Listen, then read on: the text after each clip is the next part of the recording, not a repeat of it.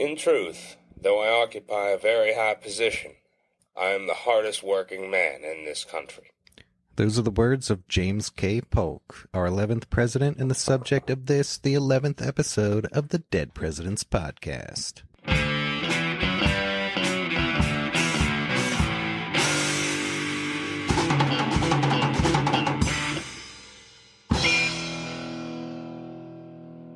Welcome to the Dead Presidents Podcast. I am James J. Hamilton. And I'm Stephen Lincoln Douglas. And you're in for a treat in the James K. Polk episode. We got James K. Polk coming at you. James K. Polk. And it ain't no joke. Yeah, if you don't... You're learning a lot about James K. Polk today. Yeah. You're going to be learning he's the official most underrated president of the Dead Presidents Podcast. Indeed. The least known of what we consider to be the great presidents. Absolutely. You're going to find out why we put James K. Polk in that category. That's right. So if all you know about James K. Polk coming into this, you learned in the They Might Be Giants song, well, you know a little bit. But we're going to move far beyond the mere tip of this iceberg that is Polk. And at the end of the episode, you're going to hear an even better James K. Polk song by the Constitutionalists. Perchance you might. But first, as is tradition, we got another top 5 for you. Oh, yeah. And things are going to get a little bit wacky, a little bit sloppy, a little bit embarrassing. Yeah, being president is a tough enough job in its own. But then you got to deal with your family members trying to grief. Glom onto your presidency, get a little piece of the action for themselves. That's right. And we got a couple, in particular, presidential brothers here that we're going to discuss in the top 5 most embarrassing presidential brothers. Number 5. Donald Nixon. In 1957, while his brother was vice president, Donald Nixon accepted a $205,000 loan from Howard Hughes, ostensibly to bail out the chain of drive-in restaurants he owned in Whittier, California. The loan was never paid back. The chain went bankrupt the following year, and Richard Nixon's campaigns for president in 1960 and California governor in 1962 were plagued by questions of why Hughes, a major defense contractor, would be interested in Don's fast food chain. Don, who called himself Big Don, continued to cause problems after his brother became president. In 1969, he went on a mysterious trip with Hughes to the Dominican Republic. President Nixon, wary of what his brother might be up to, had the Secret Service wiretap Don's phone. One speculated motive for the Watergate break-in was that President Nixon believed the head of the Democratic National Committee was secretly working for Hughes and would try to damage his re-election with information on illicit dealings between Hughes and Nixon. It's possible that President Nixon believed this because a Hughes business associate was using Don to feed the president misinformation. In 1974, the Senate Watergate Committee released information that part of a $100,000 campaign contribution was given to Don. Wow. Don's shenanigans getting his brother caught in a web that takes down his presidency, possibly. That's right. Big Don? More like Sketchy Don. Indeed. And that's going to bring us around to the top 5 most embarrassing presidential brother. Number 4. Elliot Roosevelt. Elliot Roosevelt inherited a big part of the family fortune, but unlike his older brother, Teddy, he lived a life of idleness. He developed a drinking problem at a young age. He married a rich socialite whom Teddy considered to be, quote, an utterly frivolous woman. He had 3 children with his wife, and then in 1890, allegedly impregnated one of his wife's servants, a woman named Katie Mann. Teddy believed that marital infidelity was a crime against civilization, and felt that his brother had reduced himself to the level of a, quote, flagrant man-swine. Sick burn. And thought Elliot should be kept away from his own wife and children. After that child was born, Teddy sent a detective to see if it looked like Elliot, and the Roosevelt family ended up settling the paternity suit for $10,000. Teddy was sickened at having to play a role in this sordid affair and said that dealing with his brother's troubles was horrible, awful, like a brooding nightmare. Elliot seemed determined on drinking himself to death, and Teddy filed to have him committed to an insane asylum, but withdrew the commitment request only when Elliot promised to get treatment for his alcoholism. Within a couple years, however, Elliot was back to drinking heavily, consuming numerous bottles of champagne and brandy every day, and was once again having an extramarital affair. When family members asked Teddy to intervene, he didn't respond, believing Elliot was beyond help. Soon thereafter, Elliot attempted suicide by jumping out of a window. He survived the fall, but suffered a seizure and died a few days later. According to their sister, Corinne, when Teddy saw his brother's corpse, he was more overcome than I have ever seen him, and cried like a little child for a long time. Well, that embarrassment quickly turned into deep tragedy. Yeah, indeed. Pretty sad. Indeed it is. And fortunately, that's going to be the most tragic of our top 5. We're going to move on to top 5 most embarrassing presidential brother. Number 3. Neil Bush. In the 1980s, when his father was vice president, Neil Bush was a director of Silverado Savings and Loan, which collapsed and cost taxpayers an estimated $1 billion. By the time his brother George W. Bush became president, Neil was accused of insider trading after he made $800,000 buying stock in the Koppen Corporation, for which he was a consultant, just before an announcement that sent the stock price soaring. In 2002, Neil landed a $2 million consulting contract with a Chinese-backed semiconductor company with ties to China's president, despite his admission that he knew nothing about semiconductors.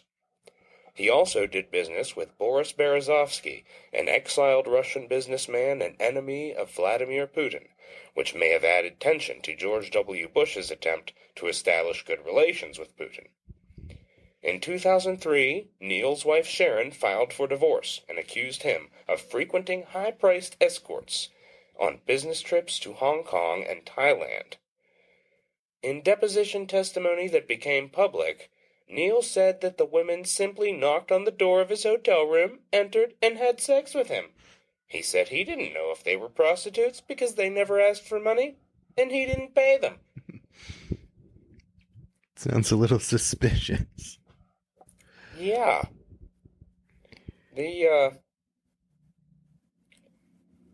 What would the prosecuting attorney have to say to respond to that? That's your defense? Yep.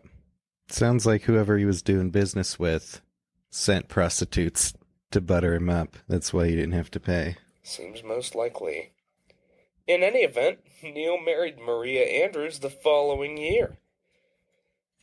His ex-wife Sharon accused him of being the father of one of Maria's children from her own earlier marriage. One of Neil's friends accused Sharon of pulling out Neil's hair for use in a voodoo curse, but Sharon said she just wanted the hair tested for cocaine use. Yeah.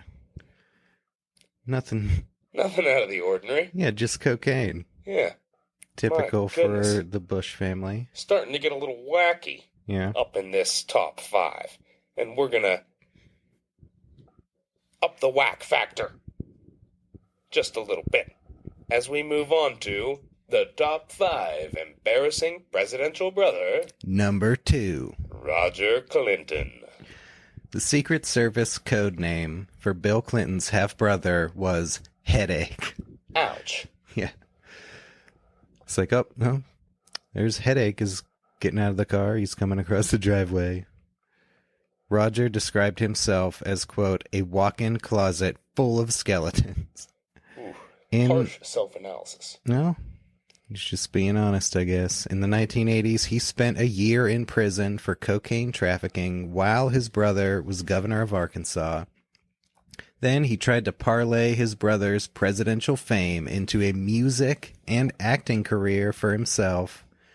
He landed a record deal, released a couple of albums. His debut album, Nothing Good Comes Easy, followed up by his 1994 album, Fantasy of Love. And we're going to give you guys a little taste. This is the song, Brother, Brother, from Fantasy of Love. Here's Roger Clinton coming at you.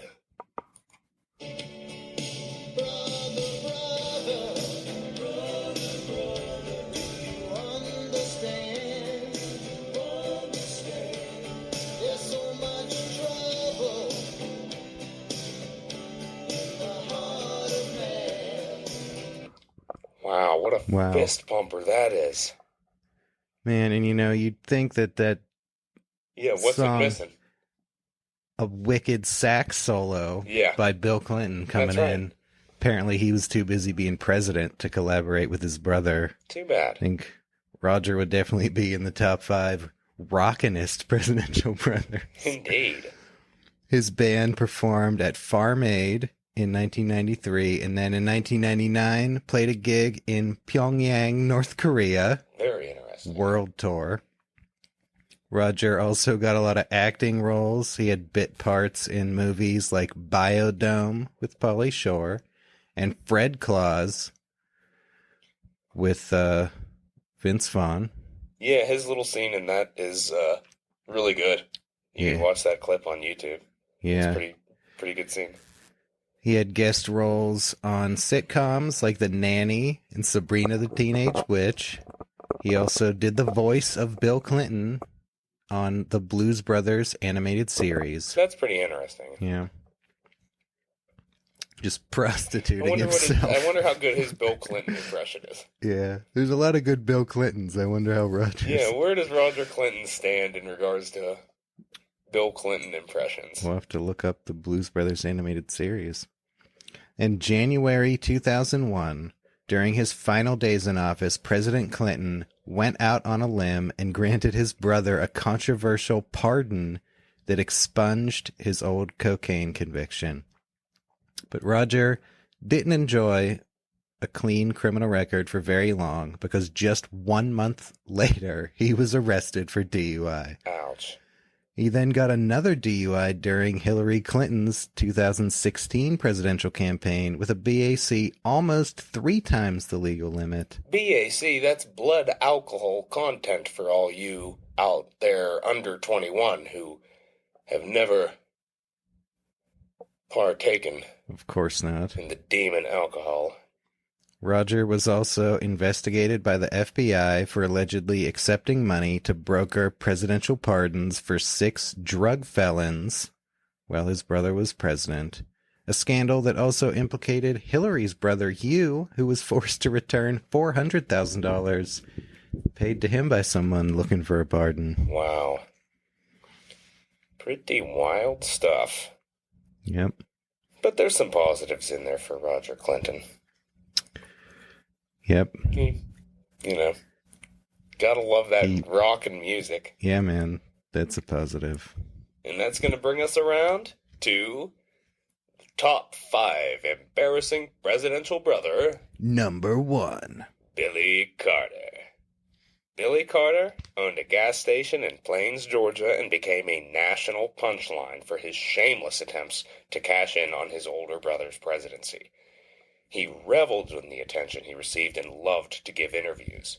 He once said, quote, "I think women have rights. They ought to have the right to be a good cook and good housekeeper. Look after the baby." He bragged about smoking pot in the White House and claimed that he could drink 20 to 25 beers a day, but not every day. He parlayed his drunkard image into Billy Beer, which was advertised as brewed expressly for and with the personal approval of one of America's all-time great beer drinkers. Billy Beer flopped in less than a year, and the brewer went bankrupt. Despite his endorsement deal, Billy continued to drink Pabst Blue Ribbon in private, and later joked that he gave up drinking because Billy Beer was so bad. As Dennis Hopper would say, "Billy Beer, fuck that shit! Pabst Blue Ribbon!" Billy also served as spokesman for a peanut-based liqueur called Peanut Lolita, charged $5,000 for personal appearances, publicly urinated on the runway of the Atlanta airport, and published a book called Redneck Power, The Wit and Wisdom of Billy Carter. The biggest headache he caused his brother was Billygate. Billy visited Libya 3 times in 1978 and 79 and accepted a $220,000 loan from the Libyan government. He was forced to register as a foreign agent of Libya and was investigated by a Senate subcommittee. At the time, Libya was trying to establish connections with American oil companies.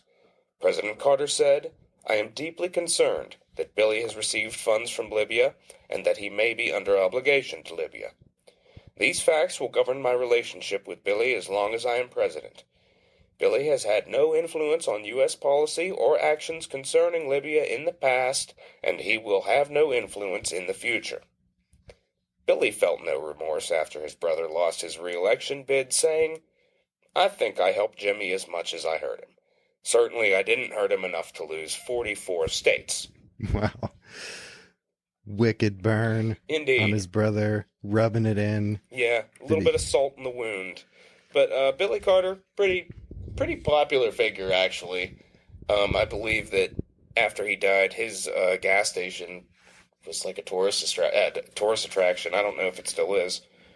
Yeah, he was a bit of a local legend. Yeah, he was like a pretty well-known, local hero, running baseball leagues and doing all kinds of different stuff for the community. Yeah, he ran for mayor the same year his brother ran for president. He didn't win, though. But he made it big in his own way. He did. And that brings us to the end of our top 5 proper, but we got some honorable mentions here. There's a lot of presidential brothers that have caused some problems here, and it was kind of hard to narrow them down. So yeah. We got a couple extra ones here. Yeah, we got Sam Houston Johnson, LBJ's brother, who lived in the White House and had a bit of a drinking problem. He would often talk to the press while drunk and occasionally leaked confidential information, so LBJ put him under Secret Service surveillance to keep him in line. Gotta do what you gotta do. Yeah. There's also Orville Grant, brother of Ulysses S. Grant, who was involved in the scandals that plagued his brother's presidency. He allegedly accepted a no-show surveyor's job from the corrupt Secretary of the Interior and received kickbacks alongside the corrupt War Secretary from Western Army supplies, with George Armstrong Custer implicating him during a Senate investigation. Ouch. We've also got Malik Obama, Barack Obama's elder half-brother, who criticized his administration's pro-LGBT policies and then became a vocal Donald Trump supporter.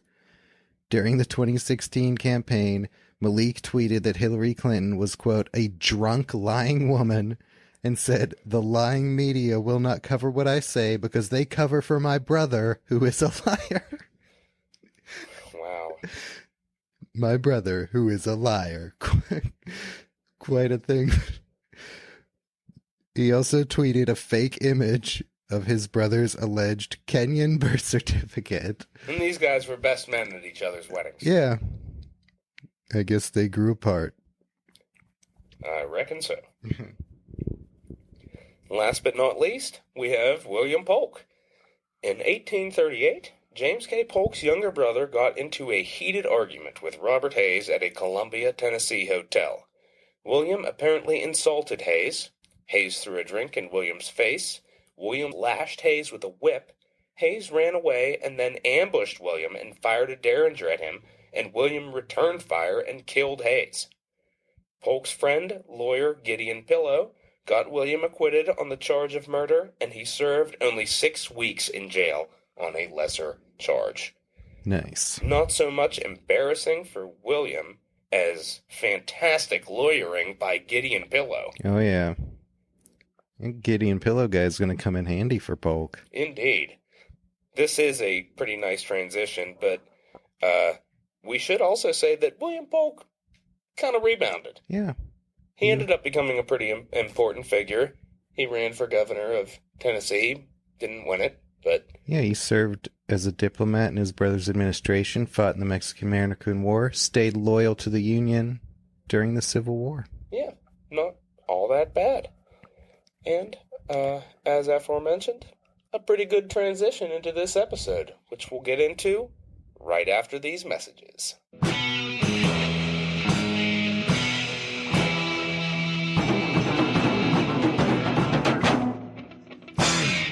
The Dead President's Podcast is brought to you in part by McAllister's All-Healing Ointment.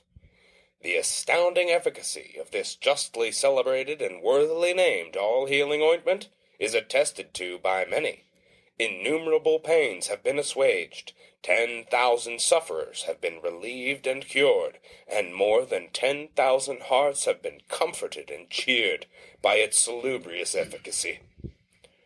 All-healing ointment works for the cure of colds, coughs, consumption, scrofula, scurvy, cutaneous eruptions, bruises, burns, ulcers, sores of all kinds, and general or local debility. This celebrated ointment has a most striking effect on the blood in cleansing it from all impurities. It lubricates the joints and thus removes all stiffness, soreness, and pain. It is equally efficacious in promoting the secretions of the kidneys, relieving retention of urine, and restoring the tone and function of the urinary organs, thus preventing incontinence of urine. It acts with great power on all the fluids and solids of the body, and attacks disease in whatever part located, whether on the surface or internal organs. Listeners, I can't say enough about this product. It really works. I used to suffer from consumption, scurvy, ulcers, not to mention ridiculously impure blood. Then one day, McAllister's all-healing ointment came along and cleared it all up overnight. I used to involuntarily piss myself left and right until I started dabbing a little all-healing ointment on my undercarriage. Now I pee only when I want to. It's a miracle. All hail McAllister's all-healing ointment. We're also proud to be sponsored by Halsey's Sugar-Coated Magic Life Pills. The great patronage these justly celebrated pills have gained since they were made known to the public is one of the strongest proofs of their uncommon medicinal powers. They are now considered wherever they are known as a universal balm. They are eagerly sought after by the discerning and wise part of the community. Let those who are suffering with disease try them but once, and they will rejoice at the happy change which will be made in their constitutions. Sugar-coated Magic Life Pills work to cure indigestion, dyspepsia, jaundice, nervous debility, bilious complaints, ulcers, impure blood, asthma, coughs, colds, influenza, bad breath, palpitations of the heart, fever, colic, giddiness, loss of appetite, and much more. For all general derangement of health, these pills invariably prove a certain and speedy remedy and restore to vigorous health the most exhausted constitutions. Sugar-coated Magic Life Pills are the commencement of a new and important era in medicine, and the beautiful invention of coating them with candied sugar gives them additional value inasmuch as it does away altogether with that offensive taste which is always experienced in taking other medicine. Listeners, until now, you've spent your pathetic, disease-ridden life suffering from relentless pain and cowering in fear against the seemingly inexorable approach of creeping death. Not anymore. We've shown you how to escape it all in this one life-changing ad break. If you cover your body in all-healing ointment and pop a handful of sugar-coated Magic Life Pills, you will be literally immortal. That's a Dead President's Podcast guarantee. We're both on a daily regimen, and that's how we're going to be around to do an episode on our 100th president. That's right. If you want to live to hear that episode, you need to get on board with these sponsors. This has been a message from McAllister's All-Healing Ointment and Halsey's Sugar-Coated Magic Life Pills. We also have an important message from our sponsor, Webster and White. Girls wanted. 10 good girls to work at the tailoring business wanted immediately by Webster and White. You heard that, listeners. If you're a good girl interested in the tailoring business, Webster and White have got a job for you. Bad girls need not apply. But don't fret, bad girls. You don't have to mend your ways. The Dead Presidents podcast has several quote-unquote internships available for bad girls who want to continue disappointing their fathers. Send us your nudes on Twitter at DeadPresPodcast, where you could learn more about our sponsors and see their original ads, published in newspapers during James K. Polk's presidency. And now, back to the show.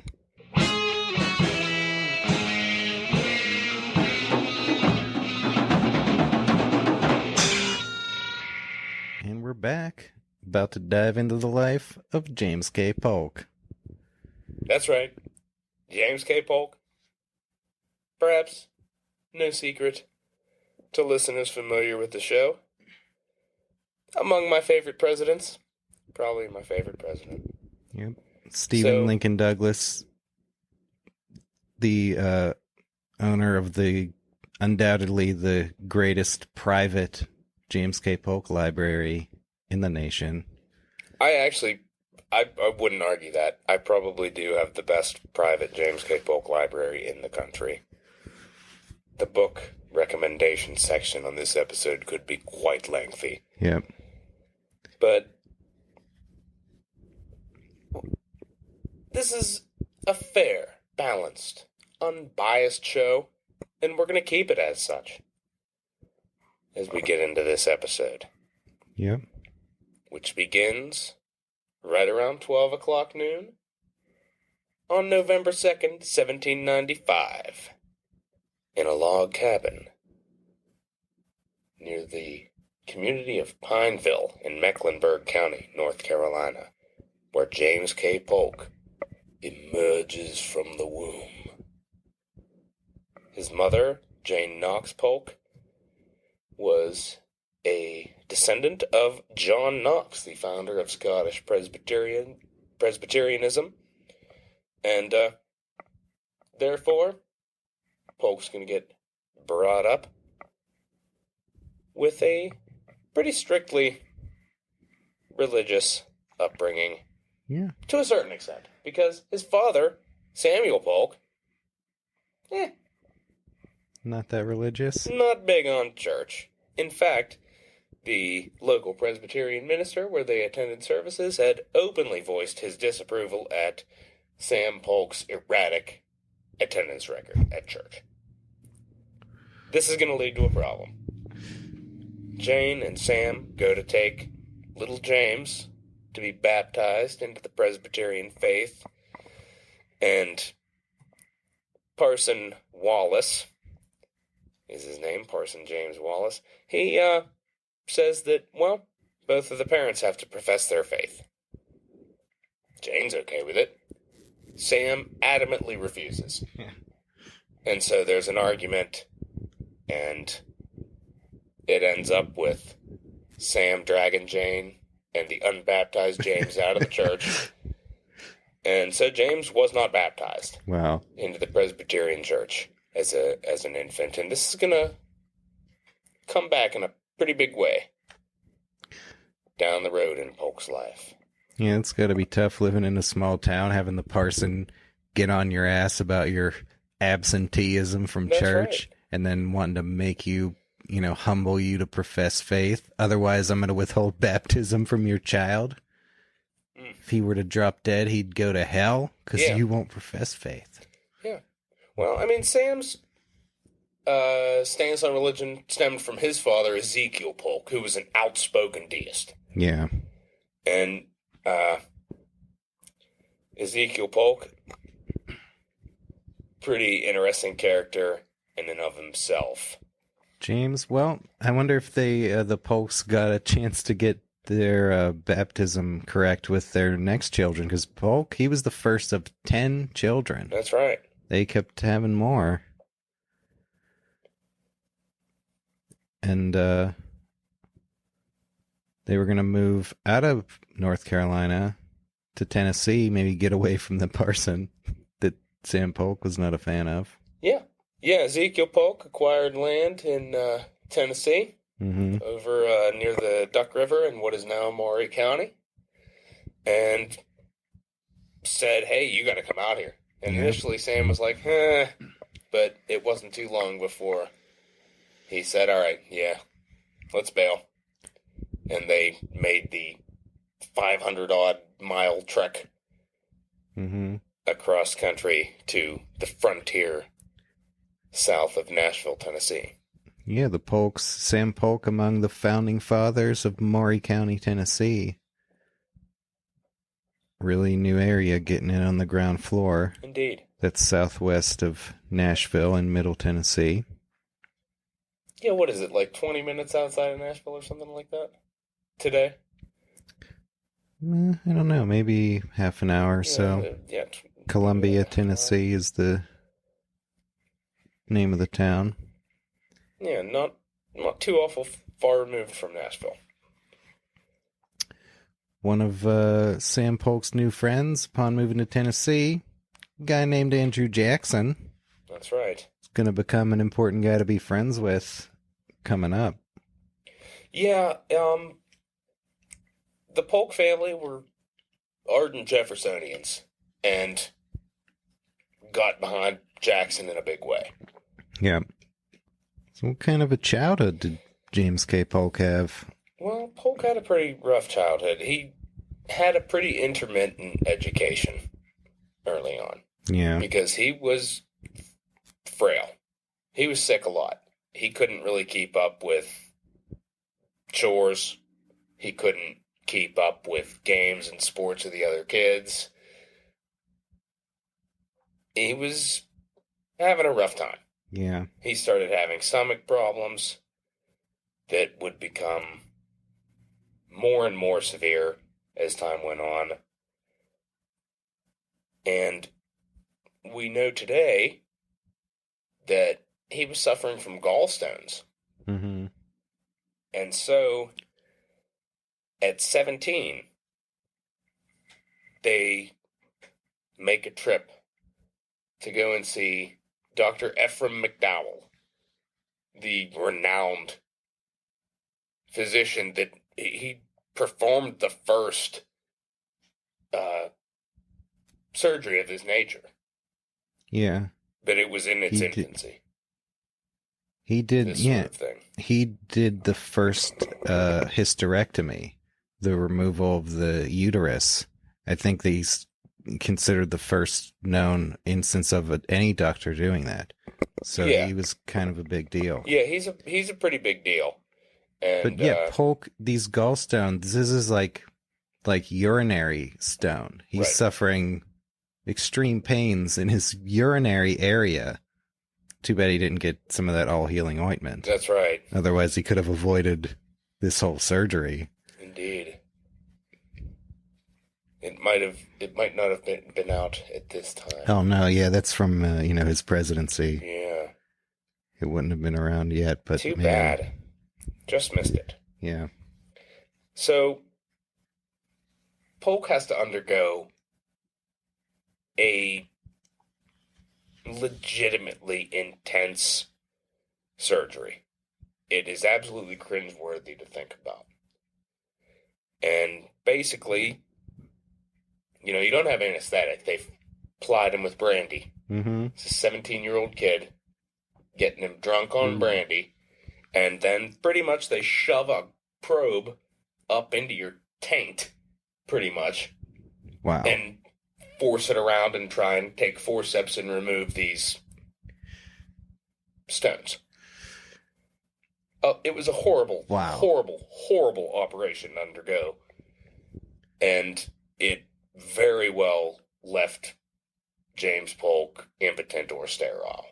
Yeah, he never had any children in his life, and you got to figure this may have had something to do with it. Yeah, this almost certainly had something to do with it, but the operation improved his health, and he starts to recover. Yeah, he didn't have to deal with the pain anymore. Yeah, so he actually starts to rebound, and so now it's time to embrace education. Mm-hmm. So he's going to begin formal schooling in Columbia and Murfreesboro, studying Latin, Greek, mathematics, science, philosophy, the classics. Mm-hmm. At age 21, he went to the University of North Carolina at Chapel Hill, where he continued his classical education. He was an excellent math student and was incredibly well at public speaking and even more so debate. He became president of the debating society at the school. He graduated with honors and delivered a commencement address in Latin. After college, he studied law under the great Felix Grundy, Wow. the legendary Felix Grundy, who had served in the U.S. House of Representatives and would go on to serve as a U.S. Senator and Attorney General. Polk would be admitted to the bar in 1820. His first case, he defended his father against a charge of public fighting and secured his release with a $1 fine. Nice. How's that for a first case? Getting admitted to the bar just in time. Dad! It's like, hey, James, congrats on admission to the bar. Now I got a case for you. I was, beating up some guy down the street. Who knows what happened there, but Polk took care of his dad. Indeed. And Felix Grundy helped take care of Polk.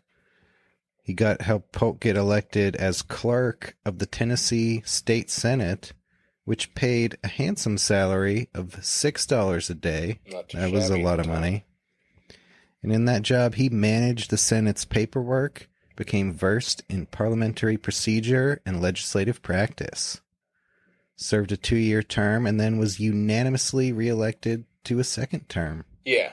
So, when he finds something that he's into, he just really takes to it and takes off. Mm-hmm. He's super effective. Yeah, and he's really getting the inner workings of legislative government. That's right. Building a lot of connections to a lot of important people. That's when he joined the Freemasons. He was commissioned captain in the state militia. And as his second term in the clerkship expired, he's thinking about running himself. He's going to run for a seat in the Tennessee State House of Representatives. That's right. He's going to run as a Jeffersonian Republican, as we've said, the Polk clan, ardent Jeffersonians. Mm-hmm. This is from 1823. Indeed. Polk is an energetic campaigner, and his public speaking earns him the nickname Napoleon of the Stump. The guy was good. It's pretty badass. Right. What also didn't help? Serving free alcohol to supporters. Nice little boon. Yeah, I'd go watch a speech. Indeed. And he defeats the incumbent. So now, in the State House, Polk becomes an ally of Governor William Carroll. He opposes the abuses of land speculators and favors land payments made in specie. In 1823, the Tennessee State Legislature was deadlocked on choosing a U.S. Senator when Andrew Jackson's name was put forth. Jackson, already a war hero. His supporters, they feel like making him a senator is going to give a pretty nice boost to his chances at perhaps becoming President of the United States in 1824. Yeah. Polk broke with his usual allies in the legislature to support Jackson's election, the first step in a long and fruitful political partnership between these two. Oh, yeah. One of the things that Jackson may have helped encourage Polk in was his marriage. Yeah. Supposedly, Polk asked Jackson for advice on how to advance his political career, and Jackson said, "Get yourself a wife and settle down." And Polk asked if Jackson had anyone in mind, and he did. And that was Sarah Childress, who was highly educated, having attended the Moravian Female Academy in Salem, North Carolina. Lively, intelligent, great conversationalist. Really knew her shit. Mm-hmm. From a great family, the Childress family, very prominent and well known to the Jackson and Polk families. Wouldn't she refer to Jackson as Uncle Andrew? That's how close they were. Yeah, he took quite a shine to both of them, and was really supportive of their marriage. Yeah. She was 20 years old, and Polk was 28 when they married in 1824. And Sarah's going to more than excel as a political wife. Oh yeah. We've mentioned before, one of the best first ladies in history. Definitely. Easily. An absolute confidant of her husband, and really had a lot to do with managing his campaigns. Oh yeah. Every step of the way. Yeah, she was helping run his campaigns. Highly involved. Really shined in the Washington, D.C. social scene. Yeah, absolutely. Yeah, she was really popular, and it was kind of a contrast to James's personality a little bit. Mm-hmm. Sarah was lively, vivacious, charming, and James was a little more austere. Yeah. A little more reserved. Well, she's compensating for him in the classic Dolly and James Madison fashion. That's right. Yep. And, we mentioned before that we consider Polk like the most underrated president, and probably the least known of the great presidents. Yeah. And the same goes for Sarah. Mm-hmm. In regards to First Lady. She doesn't really get the recognition that is deserved. Yeah, any of the other top First Ladies that would be, discussed in the same category as her are probably all much better known than her. Yeah. But she definitely belongs up there. Absolutely. And her influence we'll continue to see as we go through Polk's career. That's right. Because he's on the rise now. He is. He's coming up pretty quick. He's got Jackson in his corner. He's got a great wife. He's got the great speaking ability and hardworking the style. Ethic, the work ethic is just beyond the beyond with this guy. I mean, there's no stopping him once he gets started on something. The guy's indefatigable when it comes to what he's working on. Yep. He's going to step up out of Tennessee state politics onto the national scene when he gets himself elected to the United States House of Representatives in 1824. It's the same year Jackson got the most votes for president in the popular vote and electoral college, but didn't get to be president because the House gave it to John Quincy Adams. That's right. So, unsurprisingly, Polk going to be a big opponent of the Adams administration. He's going to speak out against high tariffs, federal spending on internal improvements, U.S. participation in the Panama Congress. Yeah, beginning a 20-some year rivalry with John Quincy Adams. That's right. But Polk is going to be reelected 6 times, serving in the House until 1839. In 1828, he supports Jackson's successful presidential campaign and becomes one of his ablest lieutenants in Congress. We talked about, in both the Jackson and Van Buren episodes, the Peggy Eaton affair. Mm-hmm. And how Van Buren, basically because his wife was dead, was able to stay on Jackson's good side during this when many others did not, including Andrew Jackson Donaldson. Yeah. Polk manages to stay on Jackson's good side during this. Sarah got along with Peggy Eaton, okay. There's actually a letter where Peggy Eaton talks about how much she likes Sarah Polk. Yeah. But at the same time, James thought it may be best that Sarah go back to Tennessee. Yeah. For a spell. Just until... Better that she doesn't have to take any side That's right. in this. Yeah, because Sarah was also pretty good friends with Floyd Calhoun. Yeah. So it was just best for her to be out of the picture for that spell while that blew over. But yeah, that's the best time in history to not have a wife with you in Washington, D.C. That's right. And yeah, because of that, Sarah was prudent. Mm-hmm. She wouldn't have said anything that would have gotten James in trouble or would have in any way jeopardized his career. But it was just agreed upon as the best move. Yeah. And Polk escapes that unscathed. And then he gets to work on the Jackson agenda, leading the opposition against the Maysville Road bill, the major internal improvement that Jackson controversially vetoed.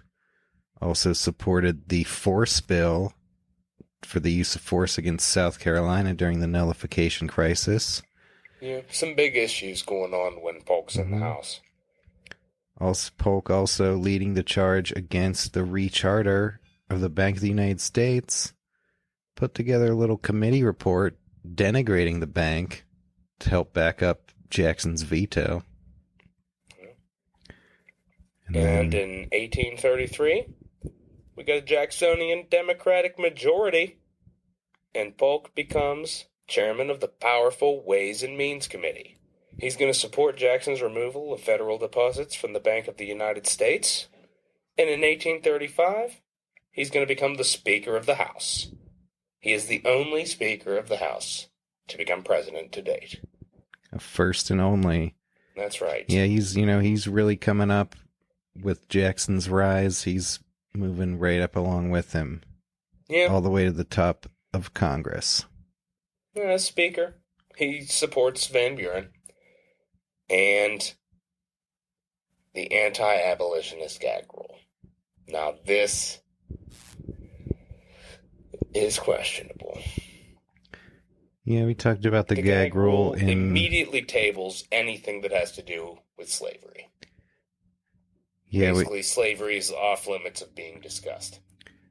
Yeah, we talked about it in the John Quincy Adams episode. During this time, more and more abolitionist petitions getting sent to Congress, and a lot of people in Congress don't want to deal with it and don't even want to debate it, so they vote the gag rule to just table them without debate. Some people, especially John Quincy Adams, it pisses them off. Don't like that rule. Yeah, they're miffed. And yeah, now that Polk's at the top of the heap in the House, he's got some people trying to drag him down. That's right. At one point when he was Speaker of the House, Polk had a pretty bad run-in with Henry Wise. There was a particularly volatile session. Yeah. And Wise referred to Polk as a cancer on the body politic.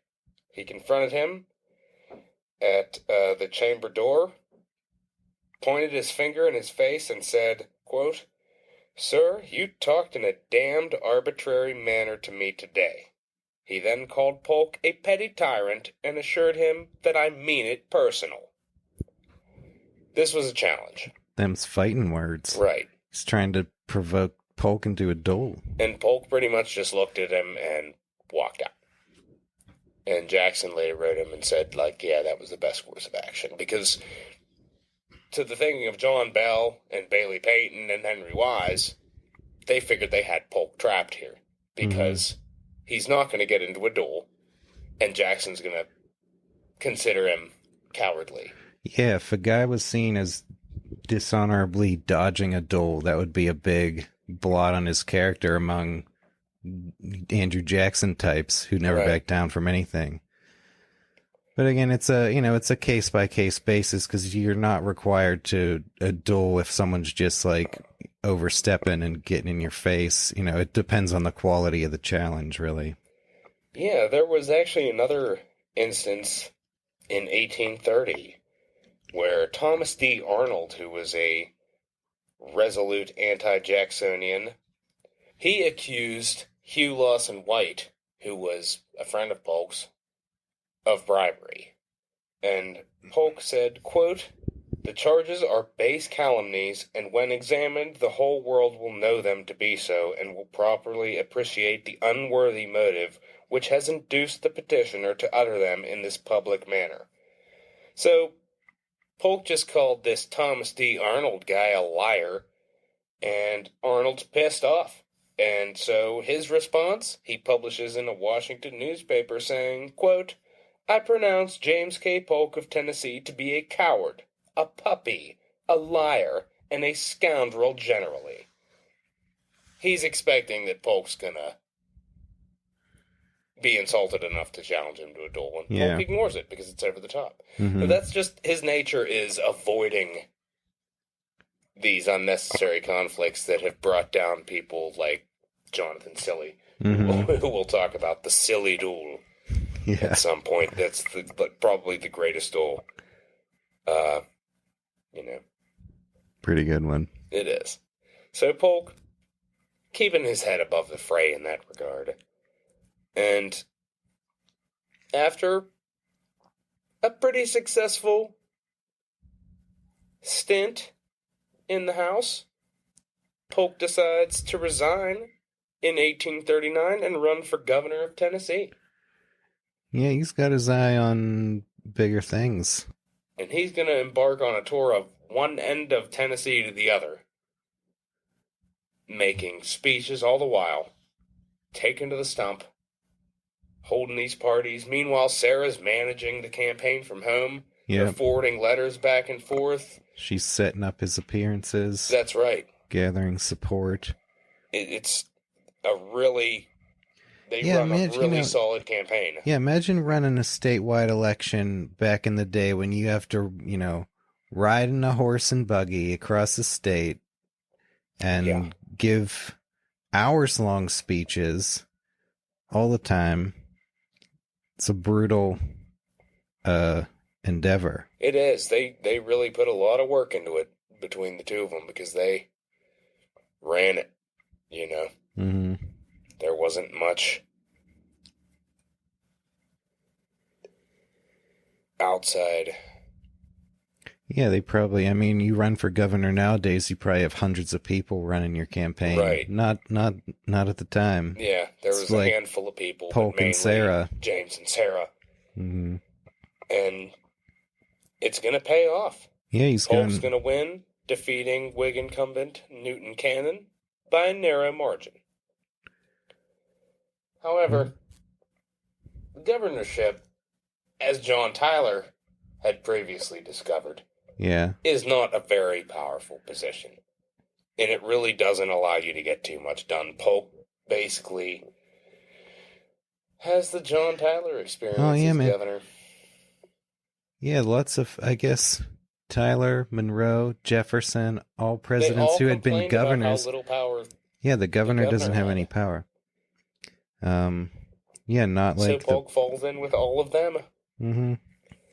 He unsuccessfully supports increases in bank regulation, internal improvements, and education. His biggest success, helping to secure the replacement of Tennessee's 2 Whig U.S. senators with Democrats. So, if anything, this shows he's a staunch party man. Yeah, that really... He's reliable. That gets to, his motive for wanting to be governor of Tennessee in the first place is as a stepping stone to national office. Right. And he shows that he can be he's pretty useful valuable for the Democratic Party. Indeed. Who has, Martin Van Buren of New York as president. He's going to be running for re-election.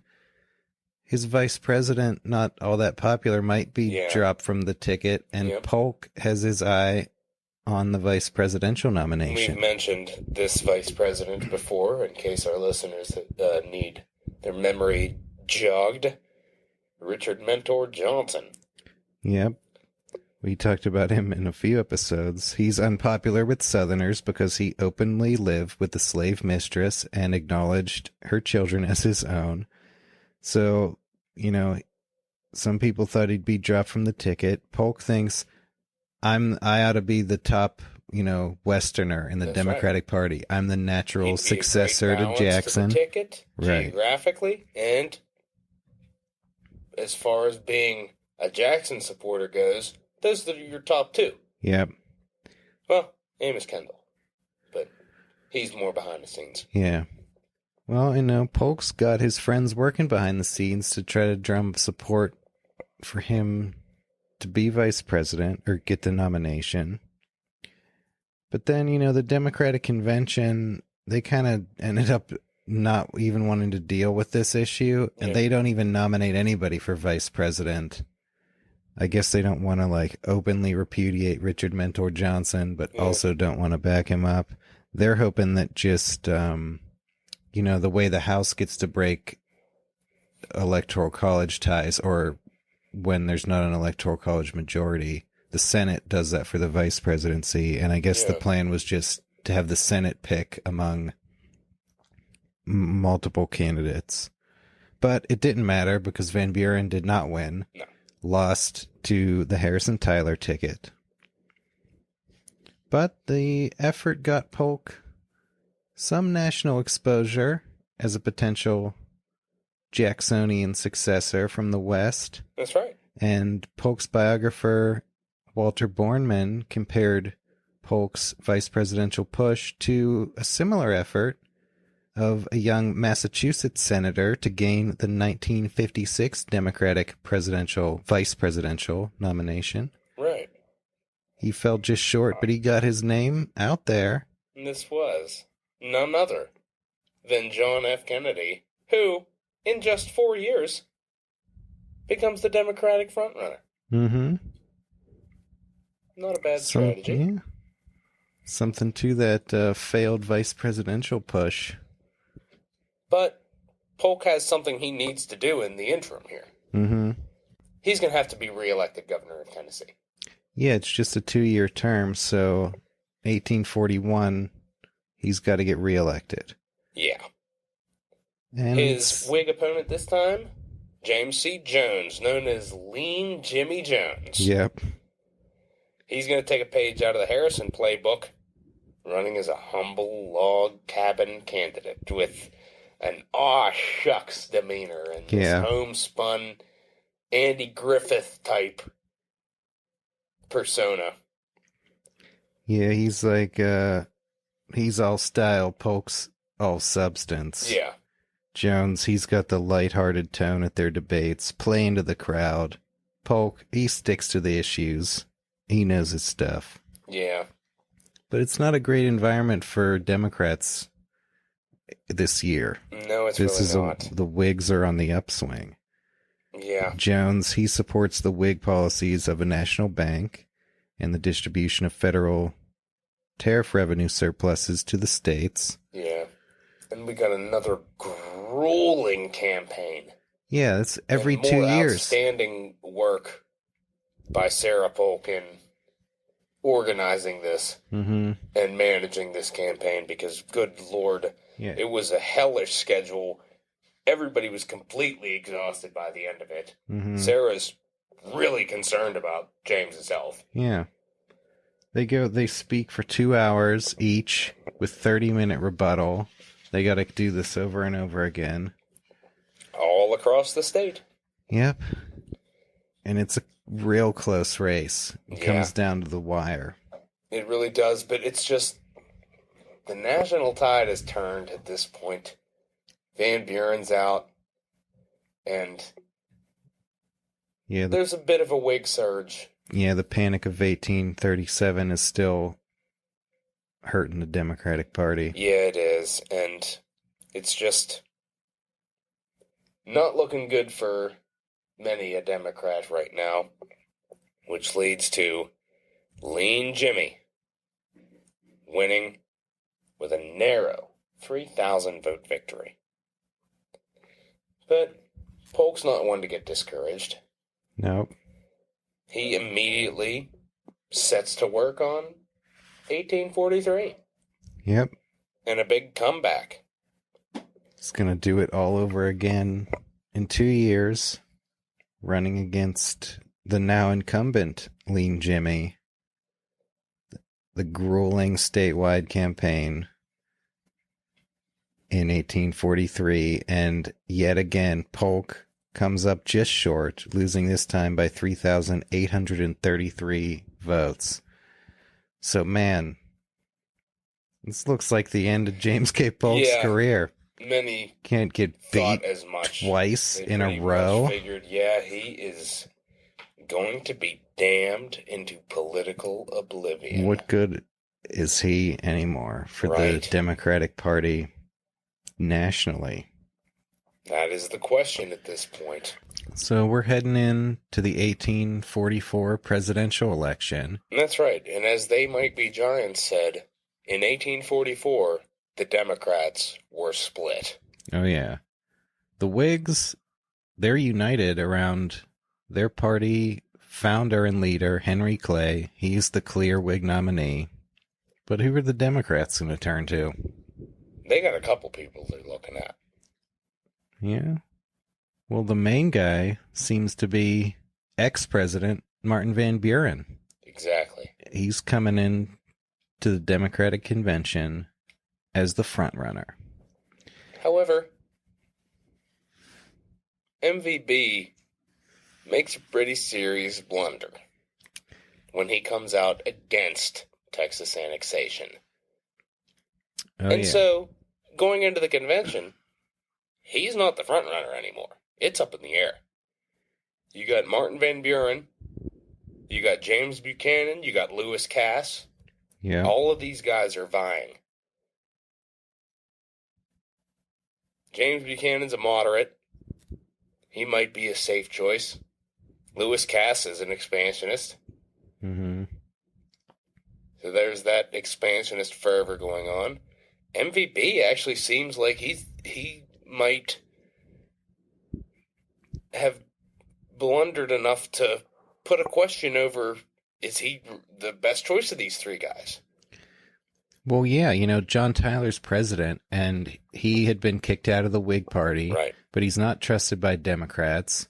He'd like to get a term in his own right, but it's not looking good. But the one thing he really wants is to annex Texas. Yeah. And he pushes that issue, and by doing so, he's going to force the Democrats to nominate a pro-annexation candidate. That's right. Because the Democrats are looking at, if we nominate Van Buren, then Clay and Van Buren are both against annexation. Tyler, as a potential third party, will be the only pro-annexation option, and he will siphon away Democratic votes and hand the election to Clay. Yeah. So we better nominate a pro-annexationist. Yeah. And, Van Buren, he fucked up.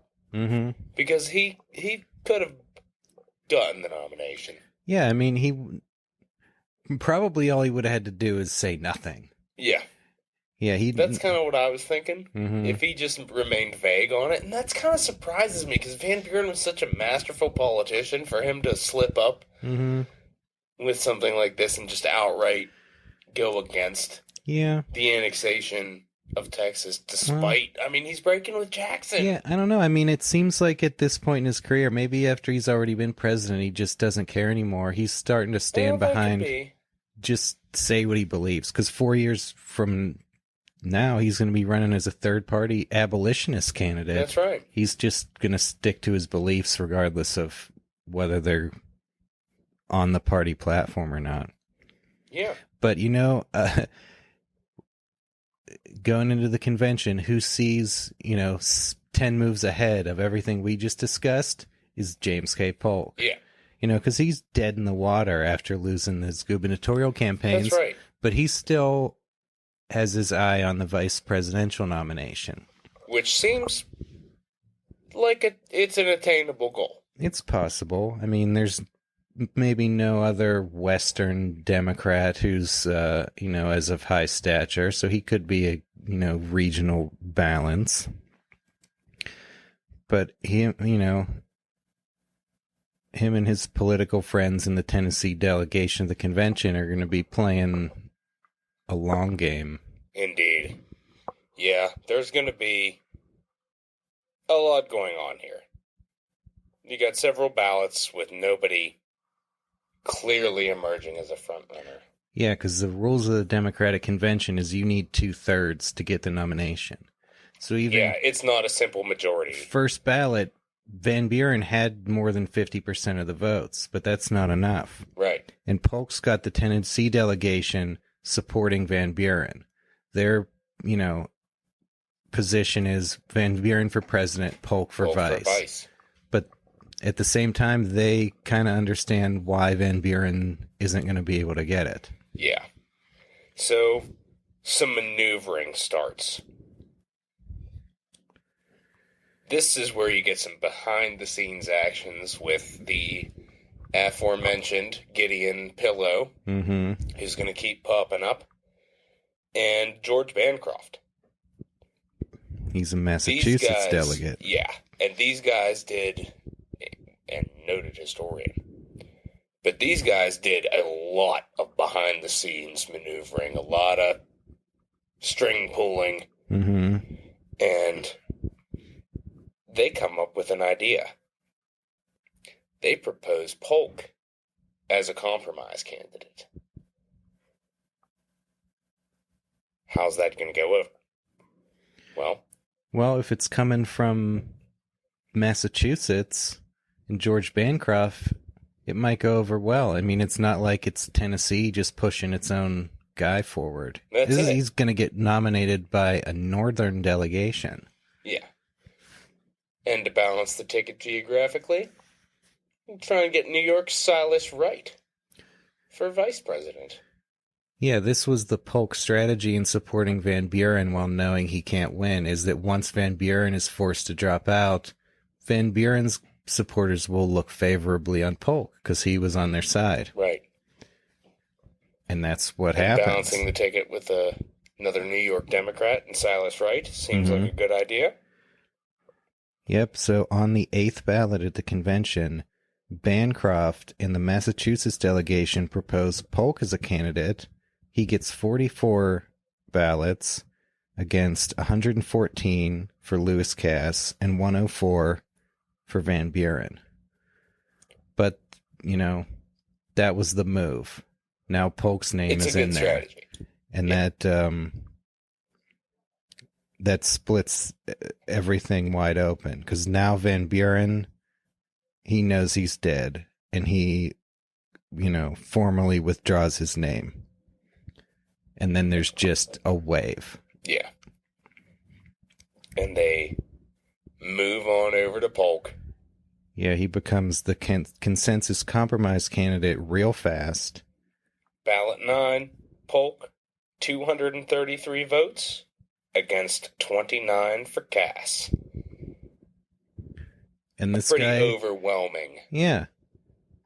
This guy, victory he here. Couldn't even win his own state in the governor's race against Lean Jimmy. And yet, now he's the presidential nominee. He's the presidential nominee. However, Silas Wright's going to turn down the vice presidential nomination. So, we got to make another compromise. And George Mifflin Dallas of Pennsylvania is nominated. Now, Pennsylvania politics, it's a sticky situation.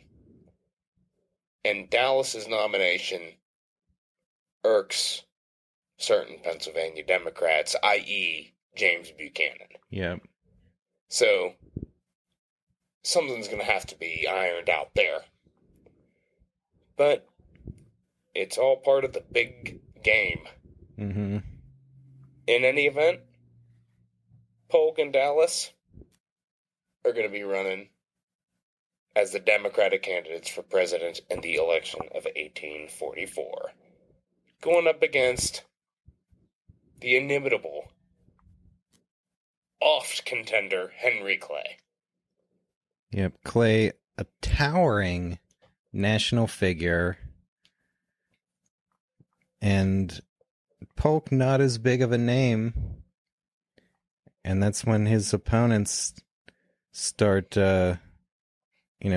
he's just a Jackson puppet. Yeah. And they're lambasting him as a nobody with their campaign slogan, "Who is James K. Polk?" Yeah, and there's an interesting... I've thought about this a lot. This Whig slogan. How did they say it? Did they say, "Who is James K. Polk"? Like, who is he? Is he who is he? Nobody. Mm-hmm. Who is James K. Polk? Or is it, "Who is James K. Polk"? What is he hiding? Who is the real James K. Polk? What are you hiding, James? That kind of thing. Yeah. I think it was probably more that he's a nobody. Yeah, but it could be mixed. Mm-hmm. There's a lot of fantastic quotes about Polk from his contemporaries. And we're going to visit a lot of them here. So really, it could be either way when it comes to this derisive jeer. Yeah, I mean, he was probably well known amongst, the inner circle of national people who obviously knew he was Speaker of the House, but he's not, like, super famous. Right. Certainly not like Henry Clay. No. So when the Whigs say, "Who is James K. Polk?" Polk's supporters responded, "He's the next president of the United States. That's who James K. Polk is." And Polk gets down to campaigning. Right off the bat, Polk says, "I'm only going to serve one term. I will not seek re-election." Right off the bat. And not only, he means it. Mm-hmm. It's an unusual thing. Yeah, but it's a good campaign move. Had any other president promised that? I don't believe so. No, certainly not. I don't think so, but I think it was kind of a Whig Party thing to think maybe a president should only be one term, because the Whigs were still real upset about Jackson's presidency and felt like we had a 8-year dictatorship of Andrew Jackson. So Polk saying he'd only serve one term kind of would lessen any fears of that. And it also helps him with the leaders of the Democratic Party, all the other Democratic bigwigs who want to be president. Want to be president. They all know that, hey, let's get Polk in there, and then 4 years from now, I'll get my chance. So he's leaving the door open to the rest of the party, which helps everyone get on board. That's right. With his candidacy. Clay, he's his opposition to the Texas annexation, not so great for him in this election, whereas Polk, very strong annexationist. He's got that going for him. That's right. And then we get a problem within the Whig Party. Mm-hmm. We have anti-slavery Whigs beginning to build a bit of a stronger hold over the party. Mm-hmm. And Southern Whigs, known as Cotton Whigs, are feeling a little bit miffed. Yeah, and Henry Clay is a slave owner, as is James K. Polk. Both candidates. That's right. Are slave owners this time. But the Whig situation, the anti-slavery Whigs and the Cotton Whigs, they can't come to an agreement. And what ends up happening is you have a split. And you have the Liberty Party, which is an anti-slavery party, come out. They have their own nominating convention, and they nominate James G. Birney for President of the United States as a third-party candidate. And this is going to really come back to bite Clay in the tuchus. Because Birney siphons enough votes in New York to keep Clay from winning the state, and therefore the election. Yeah, James G. Birney, he only got 2% of the popular vote nationwide. That's right. But New York was a big battleground, and slavery was a major issue in New York. And There was even a misfire attempt by the Whigs to go after Polk as a slave owner in New York. That's right. We had what was called the Rohrback Forgery, wherein it was a kind of a book or pamphlet that was written by a supposed German traveler named Baron von Rohrback.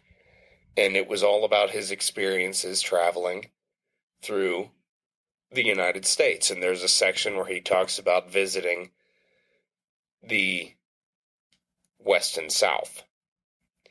And he talks about coming upon a big batch of slaves. And a whole mess of them, according to this Baron von Rohrback, belonged to then current Speaker of the House, James K. Polk. And their shoulders are branded with his initials to distinguish them from the rest. Yeah, or wasn't this Rohrback thing had been like an 1830s publication, and part of it was republished with this James K. Polk sentence just inserted in there to try to tie Polk to this. That's right. And it was a totally made up. It was complete bullshit, and they got called out on it and had to retract their statement pretty much immediately. So it actually ended up helping Polk because Clay owned slaves too. Yeah. So... yeah, if you're telling New York voters that being a slave owner is disqualifying for a presidential candidate, then they're not going to vote for Clay either. That's right. They're going to vote for James G. Birney, and that's what a lot of them do, and that ends up siphoning enough votes from Clay to tip the election to James K. Polk. Polk is going to be elected the 11th president of the United States. Yeah, and he had just lost Tennessee twice in the governor's race, lost it again to Henry Clay in the presidential race, but it didn't matter. New York was truly the battleground state in this election. It all came down to New York, and the Liberty Party and James G. Birney, that's what pretty much was the nail in Clay's presidential ambition coffin. The number of votes he got in New York was greater than the margin that Polk won by. Right. So, across the nation, there were over 2.5 million votes cast, and Polk won the popular vote by only 38,000. Yeah. That is very close. It's very close. And he won 15 states against 11 won by Clay. Polk won the Electoral College 170 to 105. Yeah. And this guy who, looked politically dead a year ago is about to become president of the United States. Yeah. The first dark horse, and truly, he lost in 1841. He lost in 1843. The guy's done. What's he going to do? Even the vice presidency, which he hoped for, it seemed like a logical choice, but after 2 defeats in his own state, it was still, it would have been as a geographical balance with your fingers crossed. For him to become nominated by the Democrats for the presidency and for him to be elected, what a comeback story. Huge. Absolutely. And that's going to bring us to the presidency of James Knox Polk. Right after this, a word from our sponsors.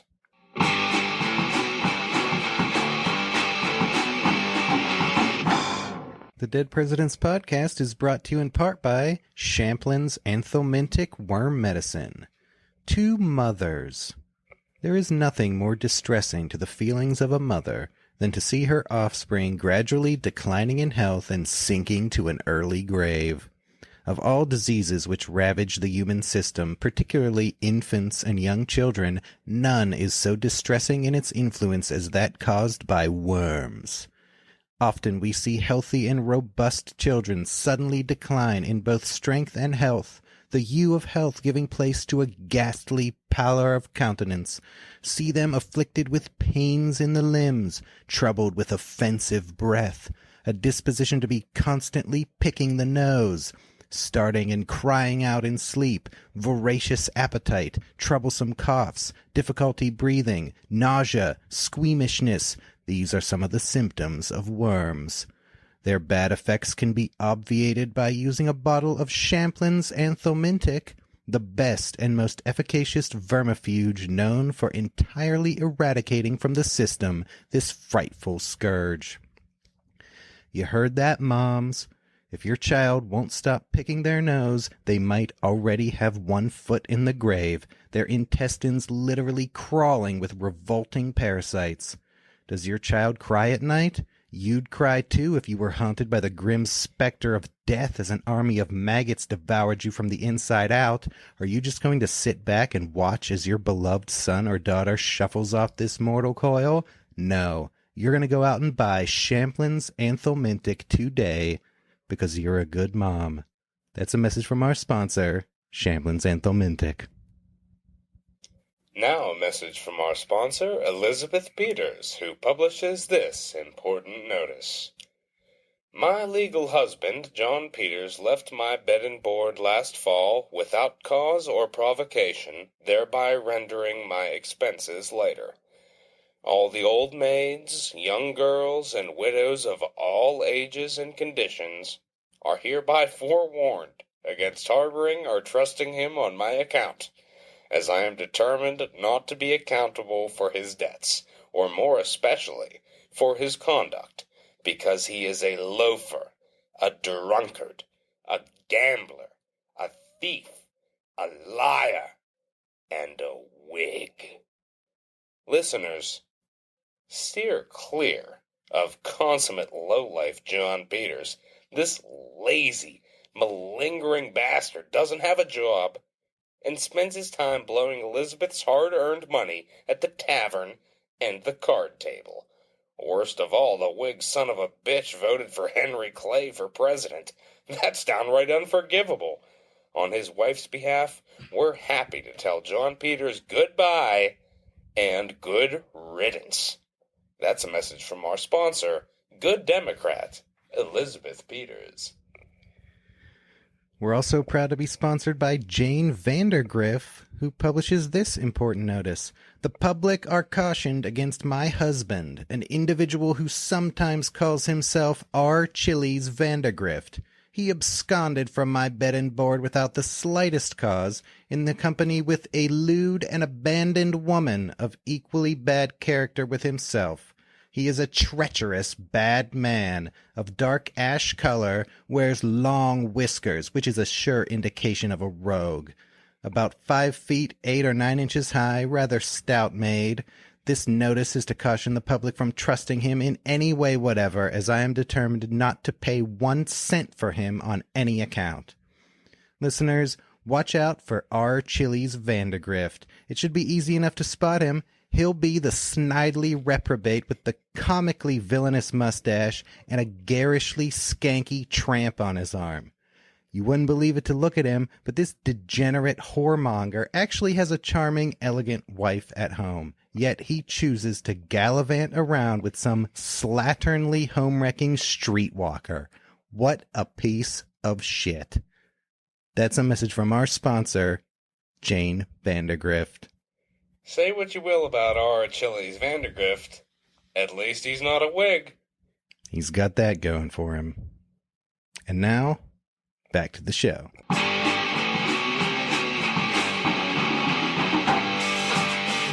And we're back.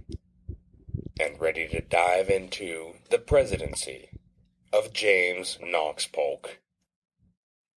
The first dark horse elected to the presidency. Big comeback story here. Yeah, Young Hickory rebounding from 2 consecutive defeats for governor of Tennessee to become elected, as he referred to it once, the 10th president elected by the people. A little bit of a dig at John Tyler there. Yeah. What's this guy's plan? What's his agenda? Well, he's got a very, very specific one. Yeah, he doesn't come into office like a guy who, Didn't expect it. yeah, or didn't deserve it, or like some guy who feels like he needs to tiptoe around because he's not a major, big name power player. He's going to come in, as if he were Andrew Jackson himself and start throwing his weight around.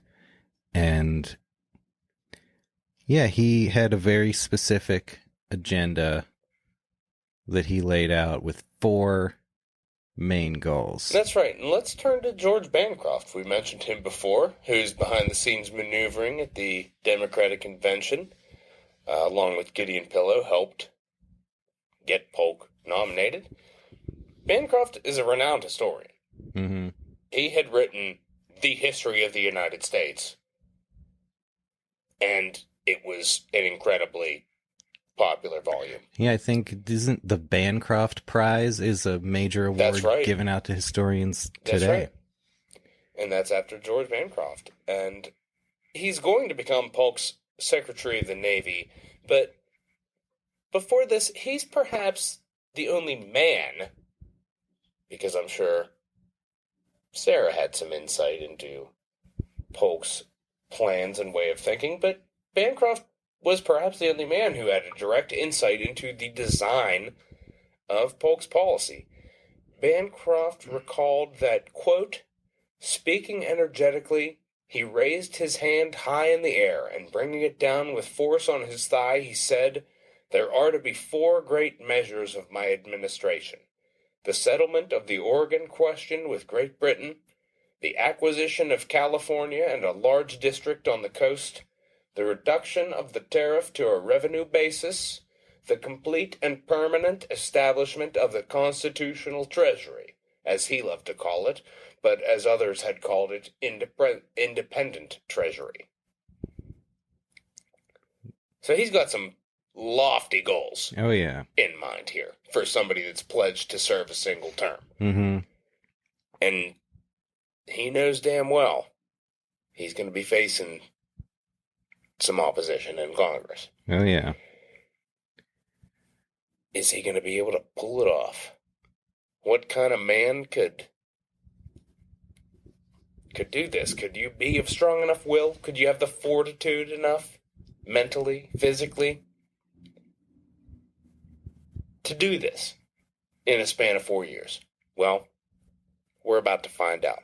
Oh, yeah. Because James K. Polk gets sworn in as president March 4th, 1845. We got some big inaugural firsts going on here. Mm-hmm. This was the first time that Hail to the Chief was played.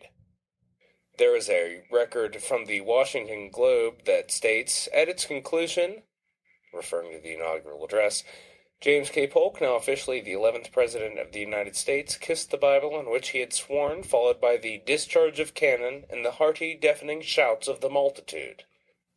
So we got Hail to the Chief being played for the first time at a presidential ceremony.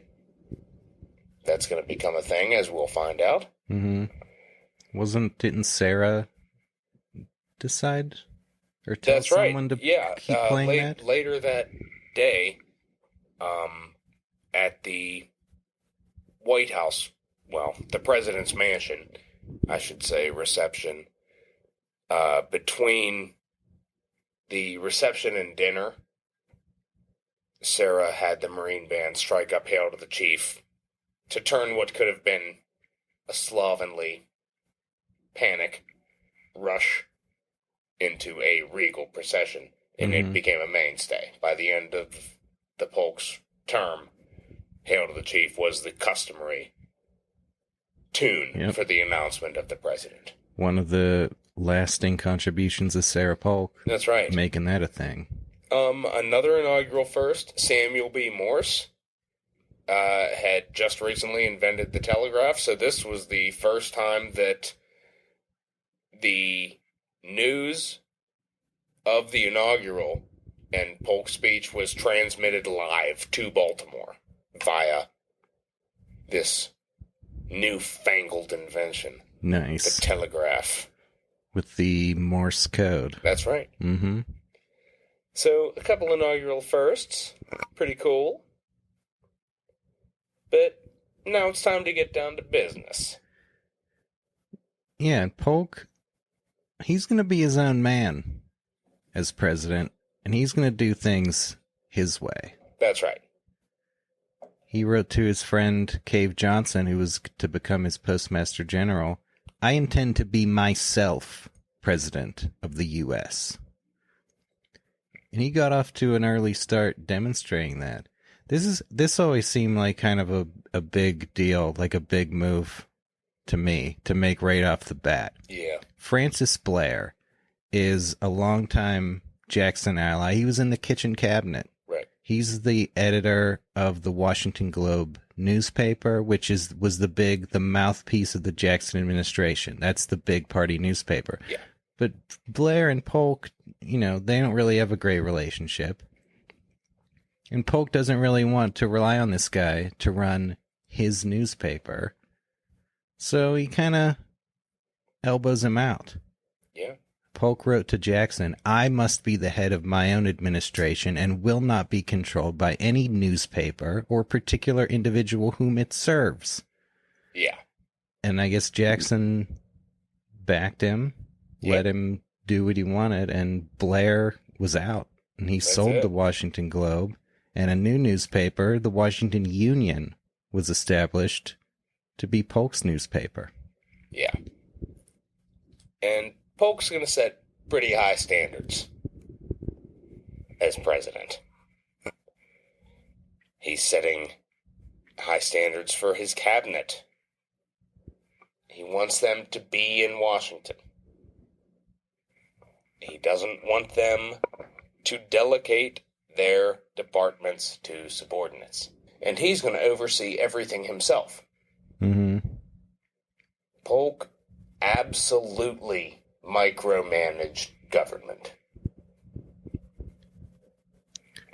Yeah, he was a hard worker. He spent 10 to 12 hours a day at his desk. He almost never left Washington during his presidency. Yeah, and he micromanaged the national government like no president before or since. Big time. Mm-hmm. I mean, down to technical formalities, even. And then every night he's writing in a diary. Huge 4-volume presidential diary. Yeah, his actual handwritten diary is 25 volumes. Wow. It's a 4-volume published work. But his original handwritten, it's in 25 volumes in the Library of Congress. And you're talking about a severe workaholic. During this time, indoor plumbing is installed at the White House. Gas lighting is installed at the White House. Polk is now able to work well into the night. Yeah. And does so. Yep. Indoor plumbing, now he doesn't even need to go outside to go to the bathroom. Yeah. He can work right through his number 1s and 2s. Yeah, he's got his own private chamber. Yeah. Polk wrote, "No president who performs his duty faithfully and conscientiously can have any leisure. I prefer to supervise the whole operations of the government myself rather than entrust the public business to subordinates, and this makes my duties very great." Indeed. So Polk, he chose a cabinet that had regional balance among the states. And one thing is that he didn't want in his cabinet all the guys who had their own eye on the presidency in the future. So he kept his cabinet free of those guys, with one exception, James Buchanan, who he named Secretary of State, as, they made Dallas the vice president. And in order to appease the other faction of Pennsylvania Democrats, they put James Buchanan in the Secretary of State position. And then he goes up against James K. Polk in an example of Polk's micromanagement that we get from his diary. That's right. This is from Saturday, the 24th of July, 1847. And basically what's going on here is there's a letter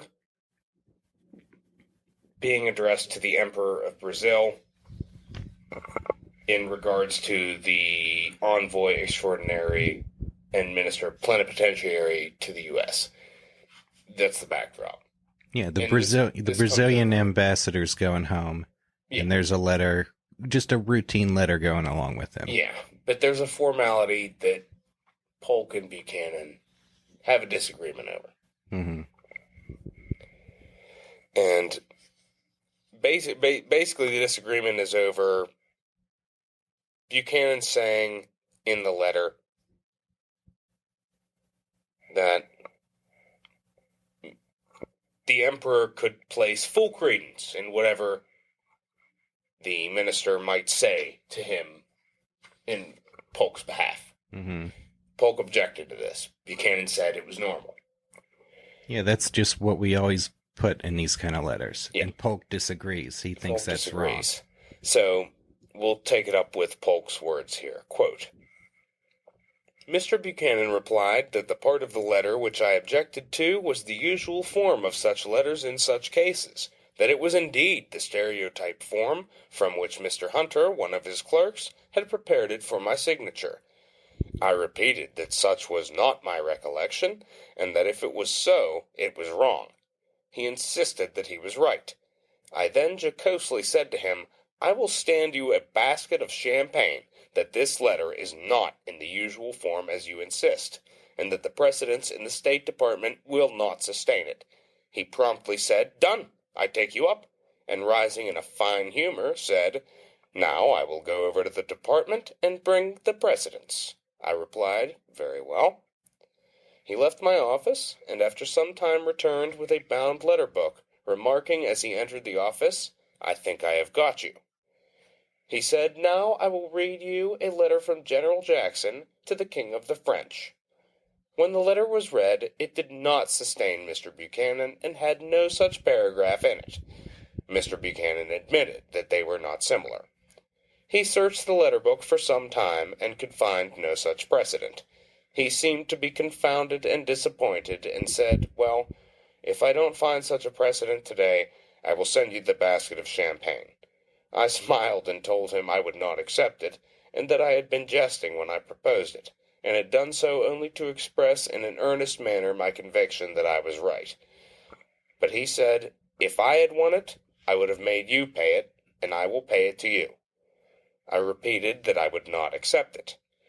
I record this incident for the purpose of showing how necessary it is for me to give my vigilant attention even to the forms and details of my subordinates' duties. The truth of the matter is that Mr. Buchanan had trusted the preparation of the letter to his clerk, in whom he had confidence, and concluded that it was, of course, in the usual form. The clerk no doubt made the mistake because Mr. Buchanan said that I desired in my letter to the Emperor to express my satisfaction with Mr. Lisboa's conduct as Minister of Brazil since I had been President. The members of the Cabinet laughed heartily at this incident. Mr. Buchanan, after the Cabinet adjourned, took the draft of the letter back to the department and had another prepared, omitting the exceptionable paragraph, and sent it to me, and I signed it. Boom. So, future President James Buchanan owned by James K. Polk. Yeah. Over a technical formality. That's right. It probably meant nothing. But Polk... It meant something to Polk because he felt that it was worded that, well, what if this guy says something that I don't agree with? Yeah.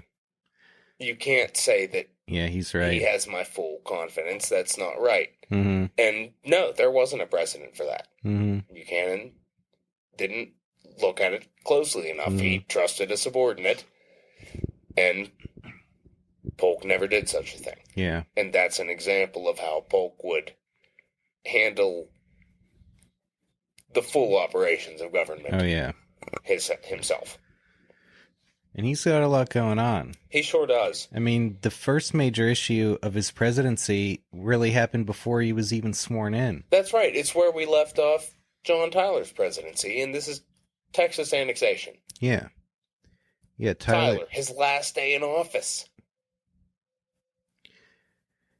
Yeah, Tyler had Texas annexation brewing, and he took Polk's election victory as a popular mandate in favor of it and decided he was going to push it through in his final months. The resolution passed Congress to annex Texas, admit it as a state, but they left it up to the president to decide whether to do it immediately or to reopen negotiations with the independent Republic of Texas. And a lot of people, including Senator Thomas Hart Benton, who authored that proposal, assumed that it would be the incoming President Polk who would make that decision. Right. But Tyler, went ahead and signed it himself. Yeah. And then some people with, because Polk had kind of signaled that he was on board with that. Yeah. He made it clear that he wanted it done immediately. Immediate annexation. And then when Polk gets in, people, Benton or whoever thinks there's still time to recall the messenger who went to go deliver this to Texas and still try to do, something else that Bennett wants. But Polk, he just doubled down on the instructions, and his message was to tell Texas, please accept this immediately and unconditionally. And they did. Yep. Come on in. Texas becoming part of the Union. That's just the first of many territorial things we got going on here. Mm-hmm. Let's move over to Oregon. Yeah, that was one of the big four agenda items. Yeah, that's one of the big four. A little prelude. The boundary of the northern United States. We talked a little bit about it with John Tyler, with the Webster-Ashburton Treaty. You got Maine over to Minnesota settled. But even then, the question of Oregon existed. In that treaty, they just let it ride. Mm-hmm. They didn't tackle it at the time. Yeah, the Oregon Territory, that was made up of what's now the states of Oregon and Washington and the Canadian province of British Columbia. And 4 countries had been asserting claims to all or part of it: Britain, Spain, Russia, and the United States. In the 1819 Adams-Onis Treaty, Spain turned their claim over to the United States, and Russia also gave up their claim. And there was an 1818 treaty that placed Oregon under joint occupation of Britain and the United States. Yeah. It's an iffy situation up there. Yeah, both of them want it, and maybe there's kind of a general idea of splitting it up, but they don't agree as to where they want to split it at. The United States wants the partition to be at the 49th parallel, which is where the Minnesota border goes. Yeah. Britain wants the Columbia River, which is further south. Yeah. Because they want to be able to use that river. But we also got 5440 or fight. Yeah. Well, that's 5440 is the northernmost. Right. That's all of Oregon. Yeah. That's not a partition. That's we get it all. Yeah. And there are those that really push for that. Mm-hmm.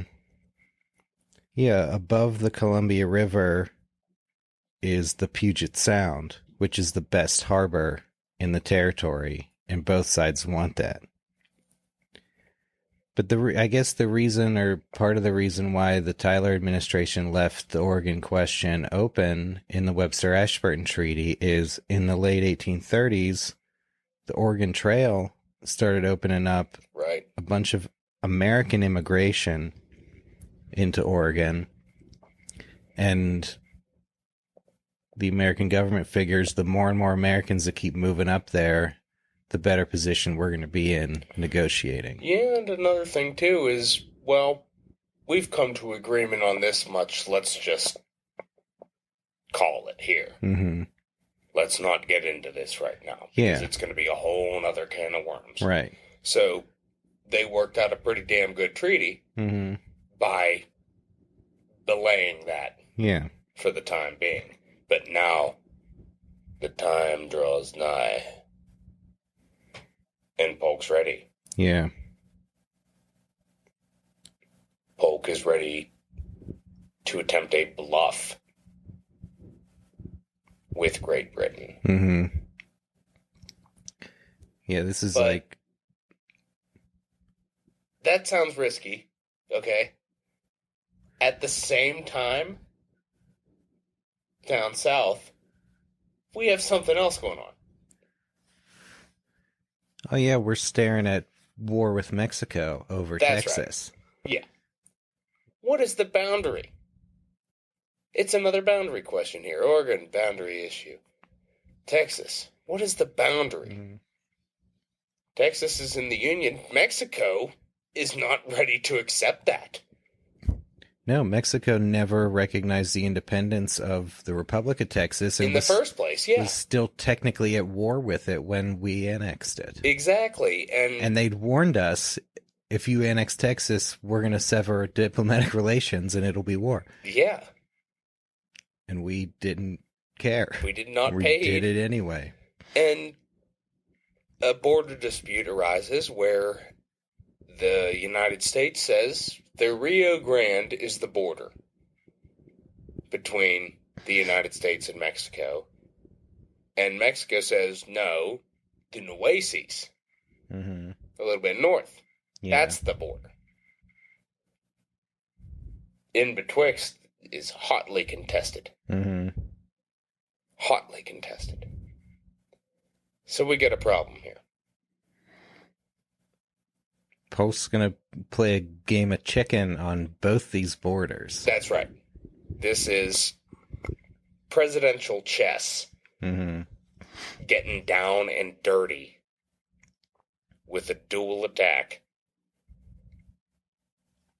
He threatens war with Great Britain over the Oregon Territory and sends troops into the contested area in Texas. Yeah, he orders General Zachary Taylor to cross the Nueces and prevent any Mexican incursion beyond the Rio Grande. Yeah. And it looks like it's just like, well, they're part of the United States now. We're going to send some people down there just to enforce the border. Yeah. But of course, it's a ploy. Mm-hmm. Certainly. I think he knows full well what's going to happen. It's daring. Mm-hmm. I mean, he's basically, right now at this stage, as we've set it up, tempting a two-scale war. Mm-hmm. Yeah, he's risking a two-front war. He's doing, I guess it became more of a term during the Cold War, but brinksmanship. Absolutely. And, with Oregon, the Joint Occupation Treaty, that allowed either country to give 1 year notice to end joint occupation. Yeah. So when Polk takes office, his first State of the Union, he cites the Monroe Doctrine and asks Congress to give notice to end joint occupation, which they do. And now that sets like a 1 year clock on maybe we're going to have a war if we can't work out a deal. Right. Because Polk, he had offered Britain, let's partition at the 49th parallel, and they immediately refused. Yeah. So he ends the joint occupation and is going to roll the dice here. Yeah. And, at this time, he's got popular support on his side. Absolutely. There's a lot of hawkish people in the United States who want all of Oregon. Yeah. And that's when the slogan 54-40 or fight becomes the word of the day. That's it. And that's a great negotiating position to be in. Yeah. If you want to play hardball and it looks like your country's ready to go to war over it, the British have got to tread carefully. Yeah.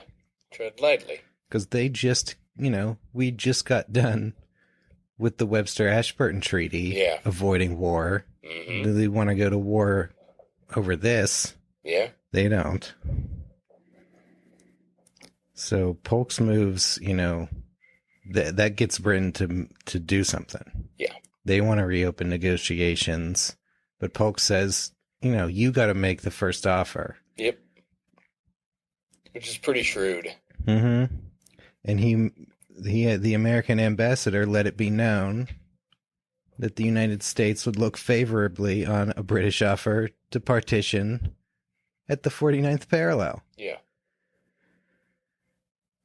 And Britain basically caved and offered the 49th parallel. That's right. So that's a negotiation where Polk started at the 49th parallel and ended at the 49th parallel. Yeah, they got to keep Vancouver Island. Yeah. Yeah, Vancouver Island went a little below the 49th, and they kept all of that. Yeah. And they got to keep navigating on the Columbia River. Right. We had joint navigational rights. Until 1859, when the Hudson's Bay Company charter would expire. Yeah. But other than those little bones thrown, Polk got exactly what he started off looking for by being willing to threaten war. A masterful gambit. When Britain wasn't willing to threaten war in the same way. A pretty phenomenal bluff. Yeah, he faced them down and they caved. That's right. So, chalk one off of the to-do list of James K. Polk. Yeah. The acquisition of the Oregon Territory. Mm-hmm. Oregon Treaty ratified 41-14 in the Senate. That's right. And then Polk's just going to be moving on down his list on that agenda. Yep. Next up, the Revenue Tariff. Mm-hmm. The tariff has been an issue for some time. And Polk's big thing, we got to lower these tariff rates. The Democrats, that's long favored policy. Yeah. Low tariffs. Yeah, they want the revenue tariff it's just a tariff to raise money for the government, whereas the Whig Party wanted a protectionist tariff that would help out northern manufacturing against foreign competitors, which also raises prices for everybody. Yeah, and this is a pretty volatile issue. I mean, this is what the nullification crisis was all about. Mm-hmm. Yeah, South Carolina was almost ready to secede from the Union over this. Yeah, I mean, it's a huge deal. You don't. It's funny to think about today, the tariff. Mm-hmm. Yeah, but big time. Mm-hmm. Yeah, the nullification crisis, averted in part by the Compromise Tariff of 1833, which lowered rates somewhat from the Tariff of Abominations of 1828. And then President Tyler, broke with his own Whig Party, vetoing 2 attempts to raise the tariff. Yeah. Although he then reluctantly signed into law the Tariff of 1842, which did raise tariff rates. Yeah, that reestablished the protectionist sort of deal. And that was actually, we'll talk about a little bit in episode 13. Millard Fillmore was more or less behind that, although he received no credit. Future President Millard Fillmore getting no respect. That's right. For the tariff. But, yeah, so that's Polk's agenda, is to undo Millard Fillmore's work. Yeah. And go back to the Jackson-era tariff. And he's going to do it. You got Treasury Secretary Robert Walker of Mississippi, and you're going to end up with the Walker tariff. It's going to lower rates from 32% to 25%, and arguing that increased trade is only going to lead to higher revenue despite the lower rate. But it's not going to pass easily. No. It's going to squeak by. Yeah. It just barely ekes out. It was a tough one to get through. Yeah, the Senate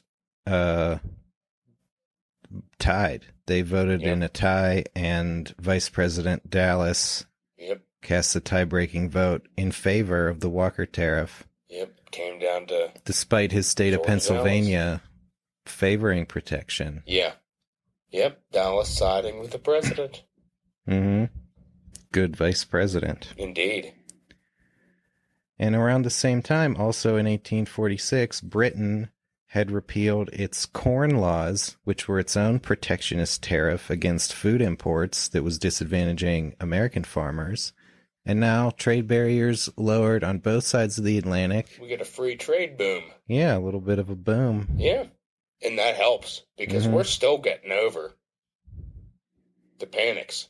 Yeah. Really. I mean, during Tyler's administration, there was a little bit of recovery, but this is where we see a rebound. Yeah, things are actually looking good. From now through the Civil War is a real big free trade era for the United States. And that's the second of the two items on Polk's agenda checked off. That's it.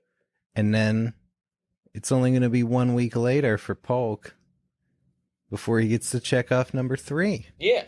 This guy is going to town. What is that, July? His July 1846 was a huge month for Polk. Yeah. Because you got the independent treasury system. So before the Jackson administration, the federal government had held its money deposits in the Bank of the United States, which had a majority of its shares owned by private individuals.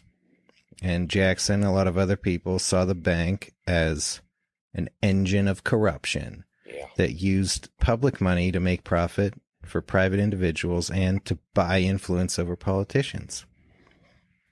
When Congress voted to renew the bank's charter, Jackson very controversially vetoed it, let it expire, moved the federal deposits into various state-chartered banks.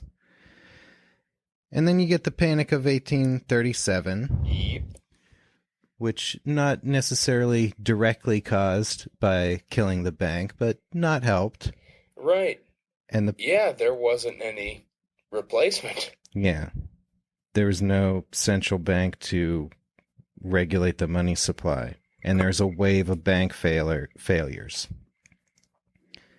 President Van Buren, his idea to try to deal with this is to establish an independent treasury system, whereby the federal government would hold its money not in any banks, but in the treasury, and the government would hold its reserves in gold and silver.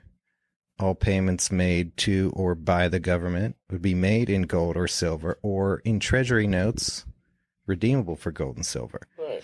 The federal government can't just print paper money willy-nilly. This is supposed to curb inflation, keep the money supply separate from politics. Van Buren tried hard to get this passed. He ended up getting it passed in 1840. But then next year, the Whigs come in. Very short-lived. Repeal it immediately. Yeah. So that's the end of that. The Whigs tried to reestablish a national bank, but Tyler would not go along with it. Right. And then Polk comes in. And it's time to settle this motherfucker. Yeah. For good and all.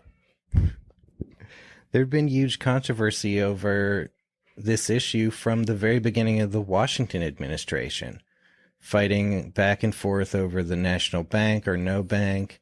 And really, it's really going to be finally settled under Polk for the next 60 years. Yeah. I mean, it's a pretty stand-up achievement. And yet another notch on the presidential accomplishment gun barrel that is James K. Polk and his administration. Yeah, he pushed the plan in his inaugural address in his first State of the Union, forced it through over Whig opposition, basically a party line vote. Yeah. 1 week after the Walker Tariff, also a party line vote. Polk signed it, and it was the system that stayed in place until the Federal Reserve Act of 1913. Yeah. So it was huge and And when we far-reaching. say party line vote, like, let's not oversimplify it, because both parties had different factions, and they had to work seriously to get every Democrat on board for some of these. And with the Whigs, the same. Like, they really had to try and rally everybody.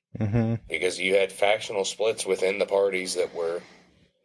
Yeah, there's, a lot of regional differences. You got Northern Democrats, Southern Whigs. Yeah. It doesn't line up exactly, but... There's a lot of stuff going on in that regard. Yeah, the tariff, that'll bring us to the Rivers and Harbors Bill veto. Same... Huge deal. Yeah, same week. Yeah. I think it was just before Congress passed the Walker Tariff and the Independent Treasury, it passed the Rivers and Harbors Bill. Yeah. And Polk kept this one on his desk until the tariff and the Independent Treasury were passed and signed. Right. Another shrewd move. Yeah. I mean... Because after Congress just gave him what he wanted on 2 major agenda items, is he going to give Congress this? Well, what is the River and Harbors Bill? It's a $1.3 million, essentially a pork barrel appropriation. It's an internal improvement, which is a major controversial thing. Yeah. It's to fund 40 different projects. Many of them are small harbors on the Great Lakes. Yeah. Now, we'll talk about this in episode 13 with Millard Fillmore. This is where Fillmore has a serious beef with Polk. Because Fillmore is a Buffalonian, and the port of Buffalo is bottlenecked at this point, and trade and commerce is being slowed down because of the lack of entry. The port is insufficient to handle the traffic. So he, for one, feels that the federal government needs to step in because, in his mind, what's happening at the Port of Buffalo, it's not just benefiting New York, it's benefiting the nation. And therefore, the federal government should feel inclined to ensure that it works more swiftly. So he, for one, is miffed at this.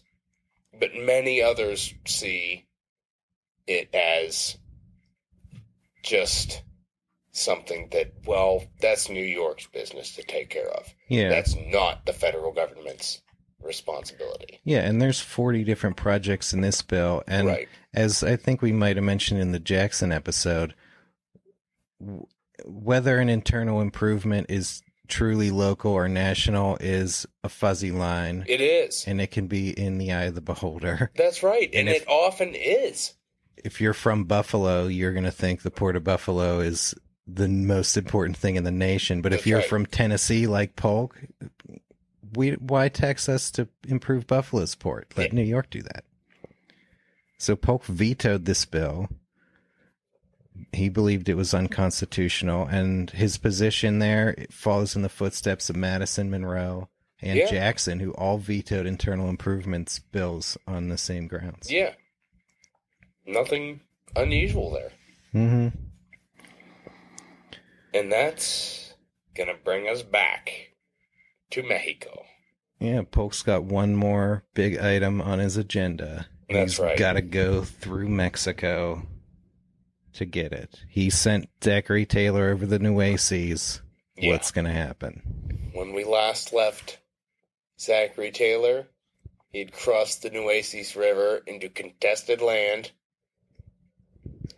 And as we said before, this is like more than contested because Mexico never recognized Texas independence in the first place. Yeah, in a way, the entirety of Texas is contested.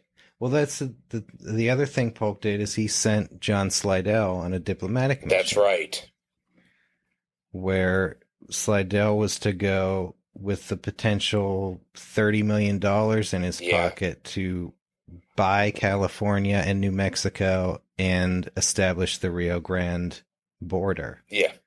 And the Mexican government refused to receive him at all. They don't even want to hear about it. No, they won't even see him.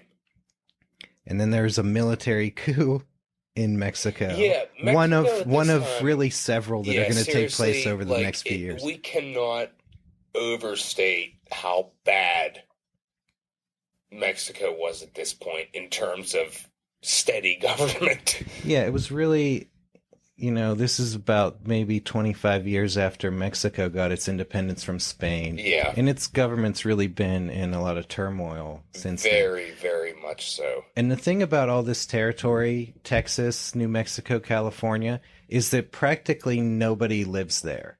Right. And Mexico claims it as, they inherit the claim from the Spanish Empire. Spain came over here and sent a few guys around planting the Spanish flag everywhere, and they have a few outposts up there, but practically nobody lives there.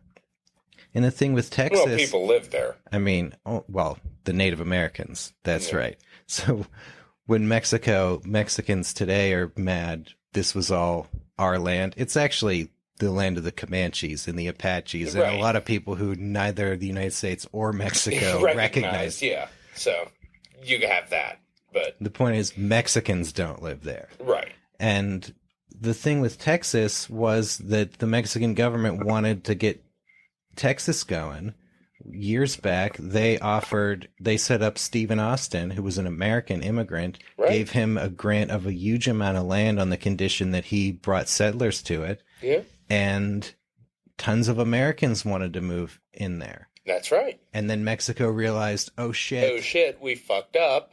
And before you know it, Steve Austin is the first president of the independent Republic of Texas. Yeah, Mexico forgot how self-determination worked in the American Revolution. And once the place filled up with American immigrants and this was so far away from the government of Mexico that it never really exercised any control up there. All those Texans were up there on their own. They don't rely on the Mexican government for anything. That's right. So they don't need them. And they're all American. They feel more kinship to America than Mexico. So exactly. They declare independence. So basically, Steve Austin turns to the Mexican government like,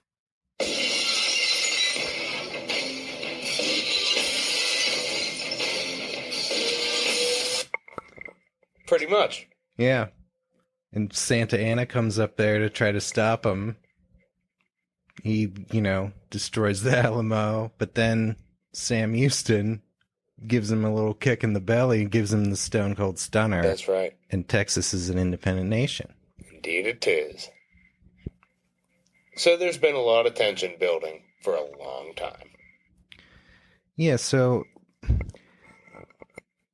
it's said that the Mexican-American War on the part of the United States is just like a cold-blooded, nakedly imperialist war. And it absolutely is, 100%. Yeah. But the thing that I don't think gets brought up is that it's imperialist on the part of Mexico as well.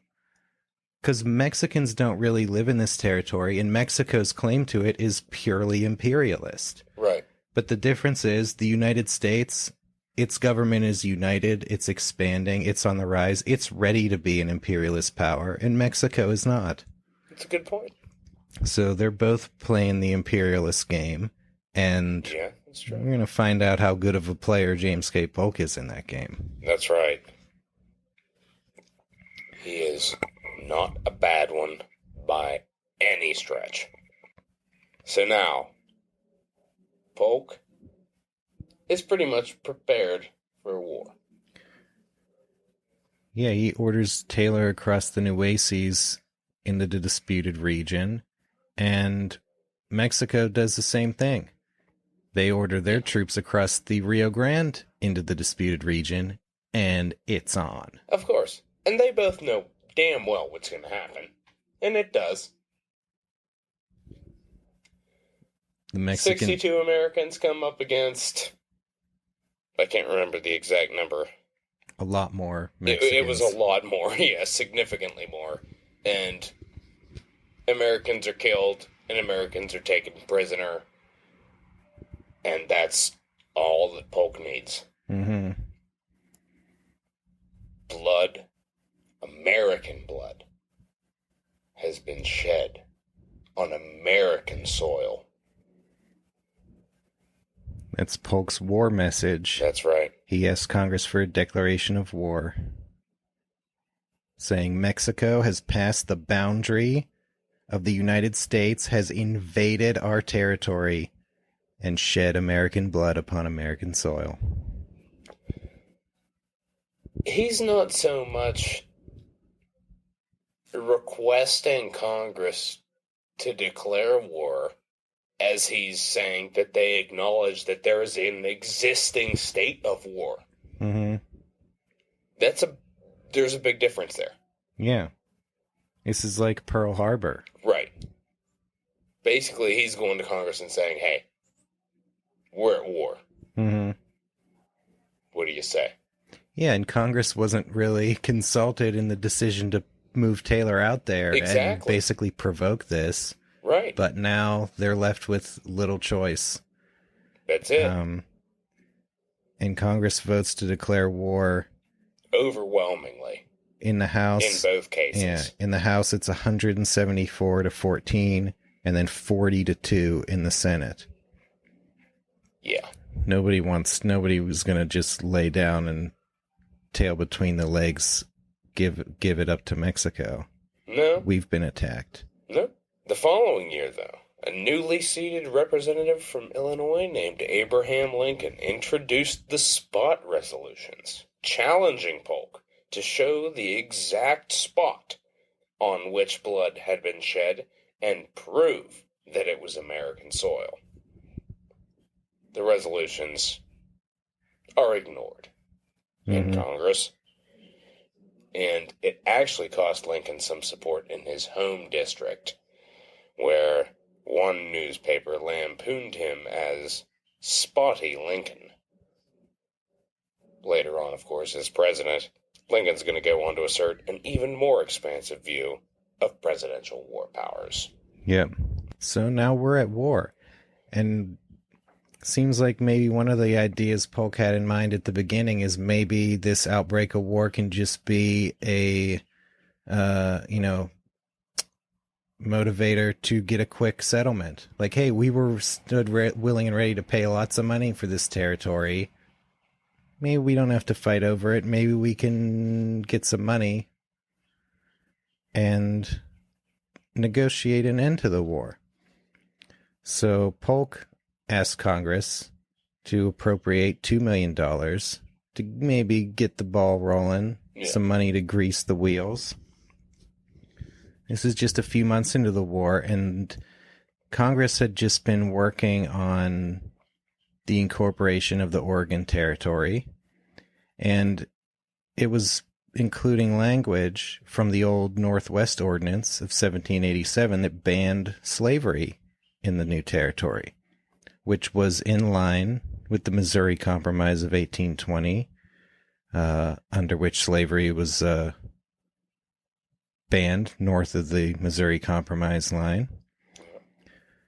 But when Polk's $2 million request came before Congress, he had a little bit of a thorn in his side. Mm-hmm. And that thorn goes by the name of David Wilmot. He is a Democratic representative from northwestern Pennsylvania. And he inserts an amendment that would apply the same slavery-banning language to any territory that might be acquired from Mexico as a result of the war. The amendment was called the Wilmot Proviso, and it proposed to violate the Missouri Compromise line. For Polk's part, he's miffed because he doesn't even want slavery to enter the equation. Mm-hmm. And here we have it. Yeah, we don't even have this territory yet, and they're already making it about slavery. He just wants an appropriation. That's not what this is supposed to be about, from his perspective. But here's the thing about it that I hadn't realized until recently, The Democrats held a House majority at this time of about 142 to 78. I didn't realize the Wilmot Proviso passed the House on the first go-round, with the Free State Northern Democrats voting in favor of it. Yeah. But then it got to the Senate, which was a 31 to 24 Democratic majority, and Senate Democrats weren't about to go along with this. No. They were going to take the amendment out and send the bill back to the House without any of this slavery stuff in it at all. Congress was its session was expiring, and the Whig Senator John Davis filibustered until the end of the session, so nothing was able to happen. Polk didn't get his appropriation at all. Yeah. That hurt. Mm-hmm. That hurt.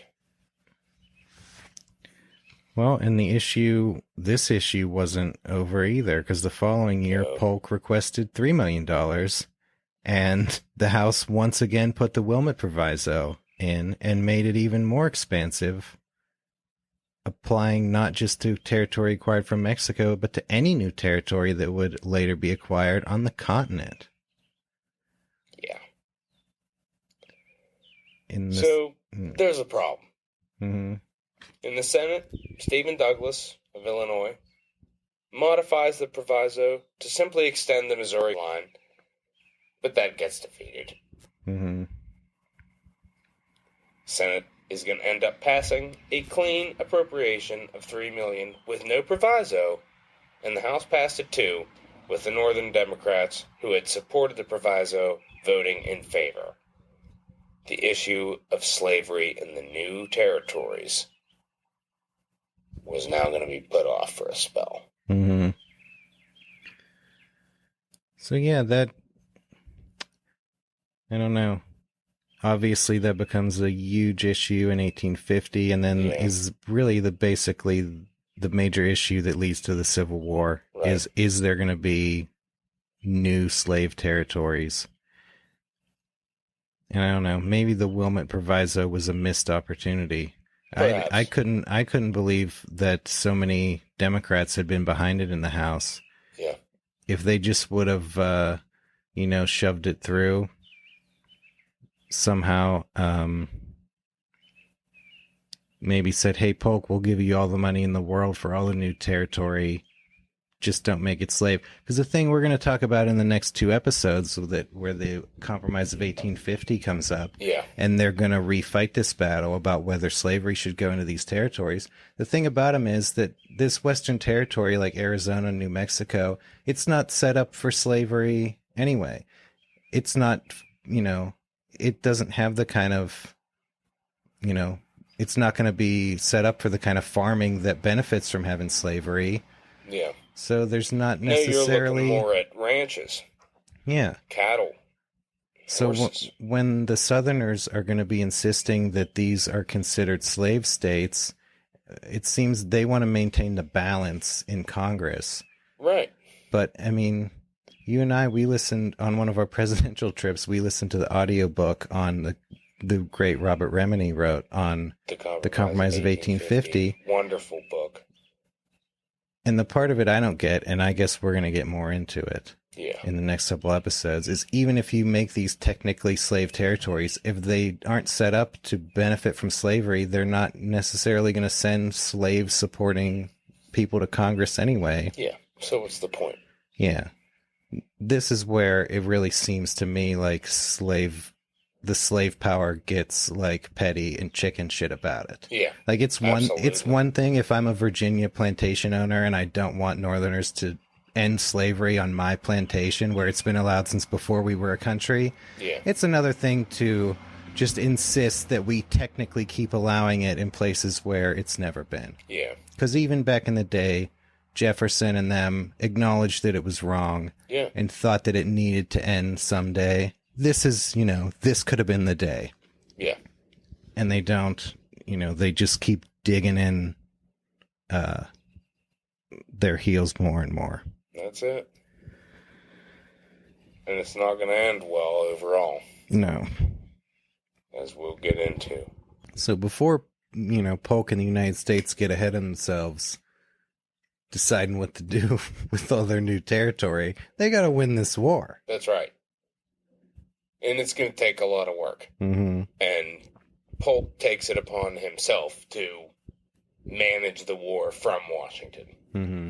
Basically, there's no decision to be made without his approval from Washington. Yeah, and Mexico's pretty far away. Yeah. It's going to end up causing some problems. Yeah, because the new telegraph line between Washington, D.C. and Baltimore, it doesn't go all the way to Texas. No. It takes weeks minimum for communication to get back and forth. Yeah, you're talking about 2 weeks for something to... Yeah, it's not ideal when the President of the United States in Washington is basically trying to run the war. The generals are getting frustrated, and said generals, we're talking Zachary Taylor and Winfield Scott, there's some flip-flopping between who's in command. Mm-hmm. Both of them are Whigs.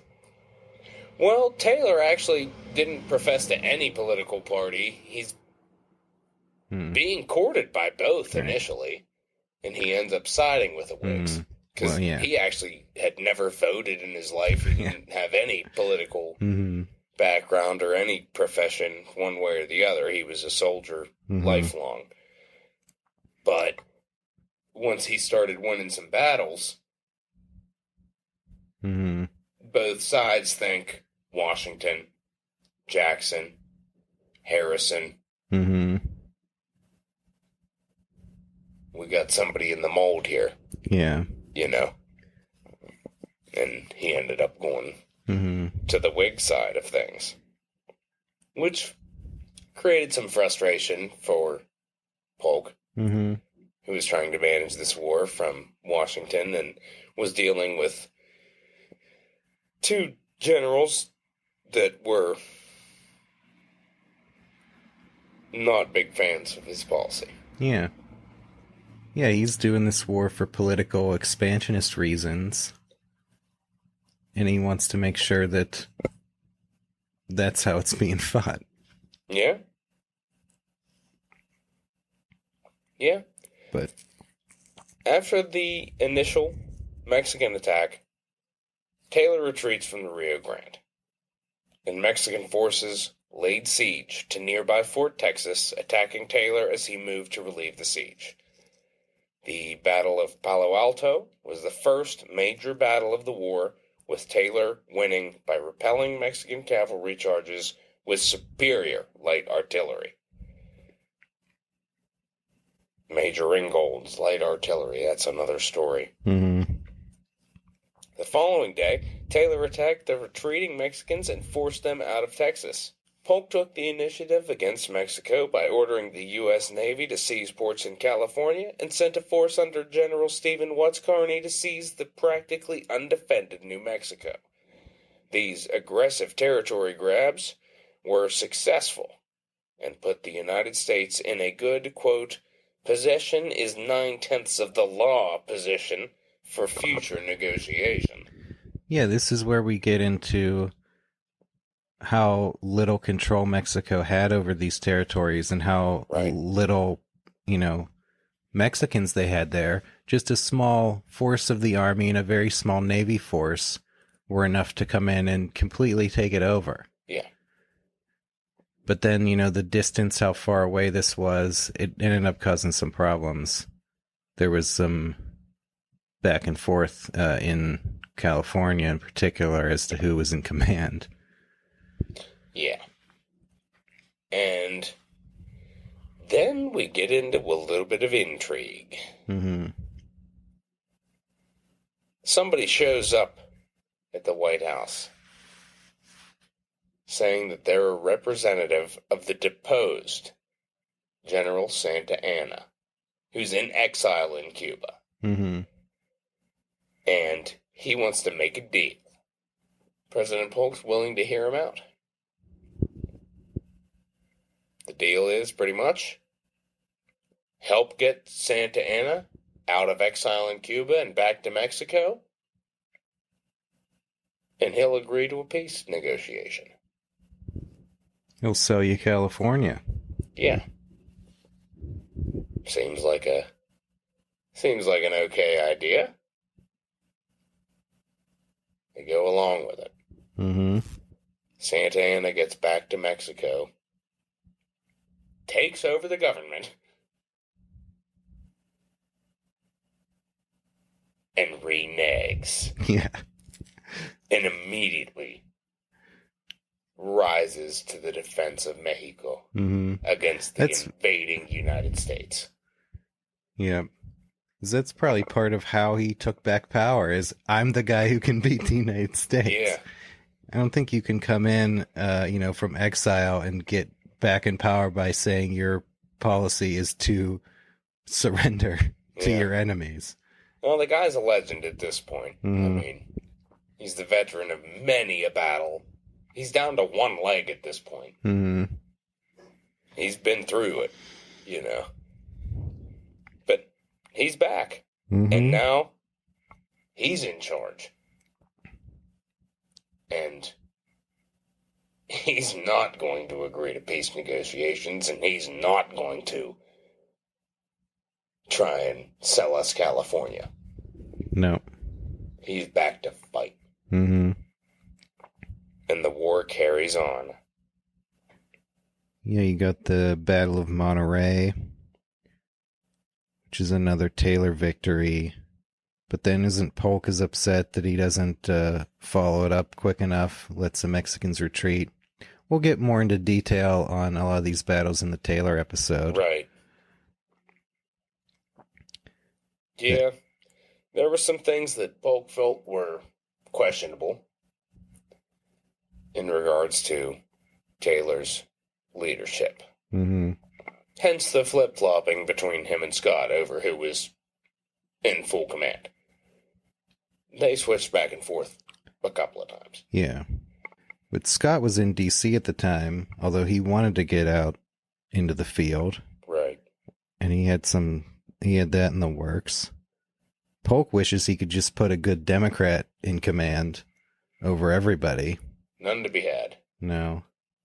There was a missed opportunity here. Yeah. That we could talk about, and that might just be Thomas Hart Benton. Let's talk about California for a second. We mentioned Stephen Watts Kearny,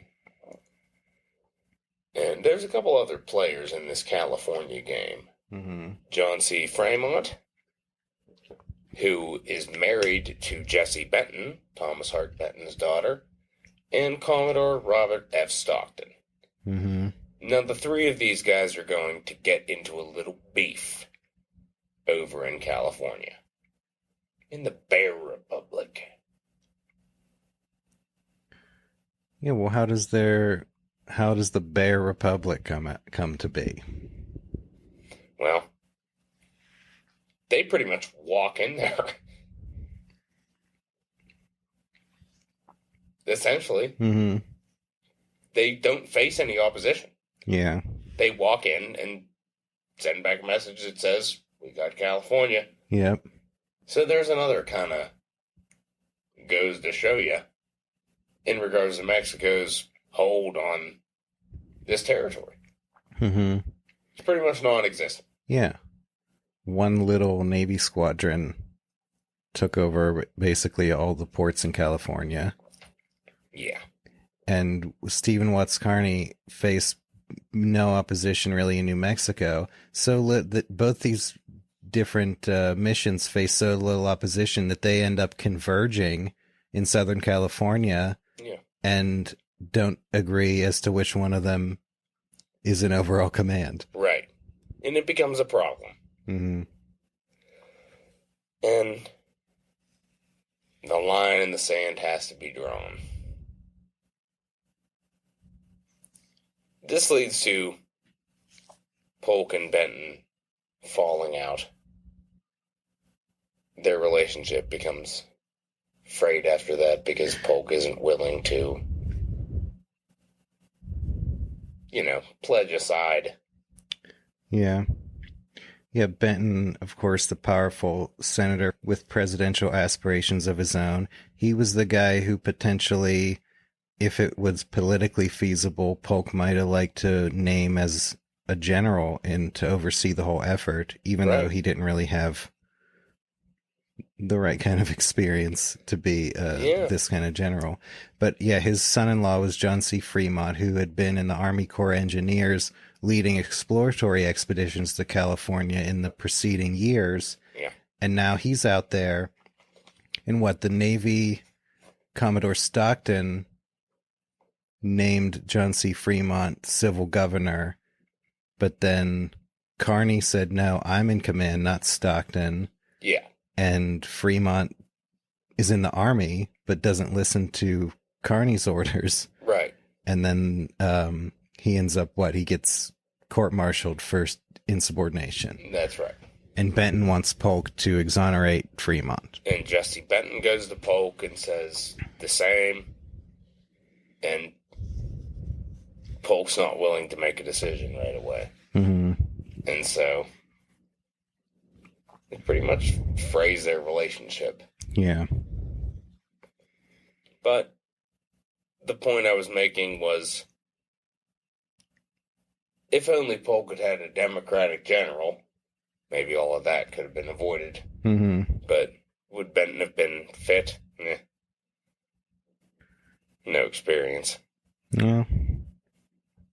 He served as a colonel along with Jackson in the Natchez expedition at the beginning of the War of 1812. And he was I think he was a militia general technically, but he didn't have experience leading a huge army. That's going to bring us to early winter 1847. Santa Anna, he's back. Mm-hmm. And he's leading a huge force to confront Taylor. But his men are poorly supplied, and they're exposed to a harsh winter. Many are going to die before they get the chance to fight in the Battle of Buena Vista. Yeah, one of the harshest winters on record, I guess, at the time. Yeah. And by the time they get up to Taylor to battle, they're in poor shape. Yeah. And they end up suffering significantly more casualties than Taylor's forces do. It's not really a huge victory for either side, but Santa Anna didn't accomplish what he set out there to do. Right. From that point, the northern part of the war kind of is like a stalemate. So we need a new idea. Well, Polk and Winfield Scott got something up their sleeve. That's right. A second front. Yes. And pretty much up until D-Day, this is the biggest amphibious landing by the United States Army in a foreign country. Wow. Veracruz. Yeah, Veracruz is a port on the Gulf of Mexico. Just happens to be where Hernan Cortez landed in Mexico, where he began the conquest of the Aztecs for Spain. And their plan is to go the same route. Yeah. They're going to take that road. Yeah, it's a straight shot from Veracruz to Mexico City. And that's the plan. So, Veracruz, you have a successful amphibious landing by the United States. And they're on their way. Yep. Several battles are fought. I think the Americans are kind of outnumbering the Mexicans here, and it's they're not stopping the advance. Yeah, there's a lot of stuff going on. You got Churubusco, you got Contreras. There's a lot of different battles going on. Yeah, you got Polk's old friend, Gideon Pillow, who helped him get the nomination. Gideon Pillow. The hero of Chapultepec. He gets named a general because Polk, he needs somebody politically he can rely on.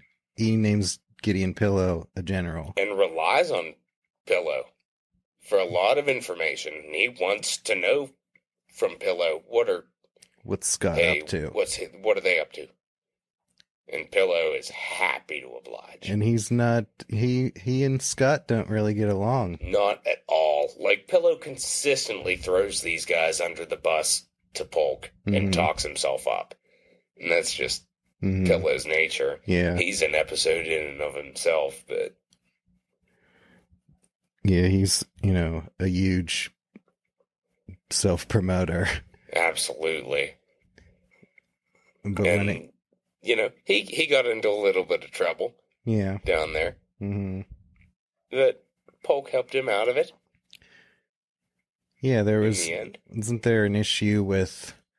What was it? Like some kind of loot from a battle ended up in Pillow's personal belongings. Yeah. And there's a dispute over whether he knew it was there or thought it should be there. And he was being charged in court-martial on it.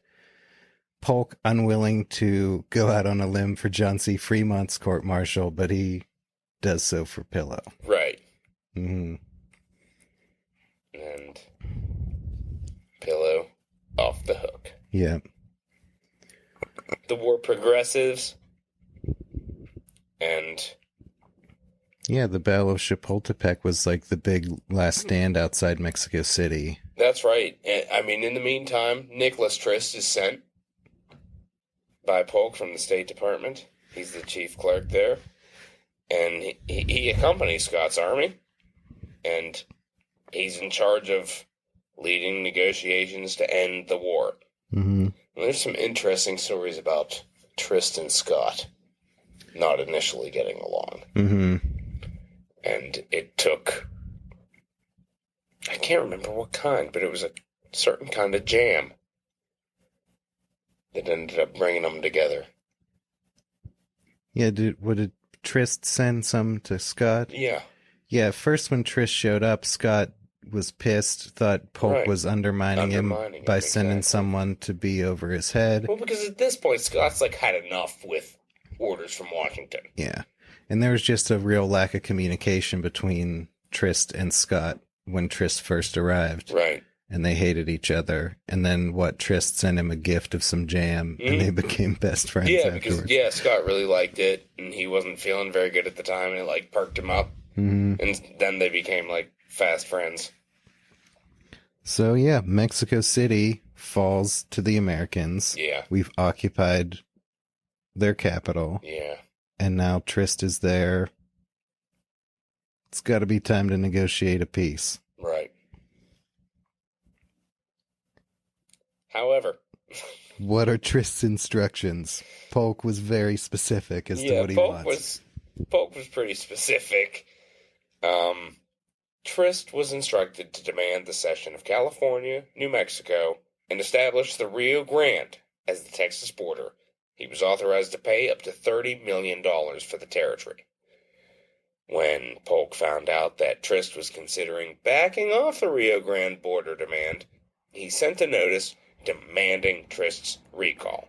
This is unthinkable on Trist's part. Yeah. Didn't he understand that how Polk went out on a limb to get this war declared? American blood on American soil. And if you don't stick to the Rio Grande, then that wasn't American soil. Right.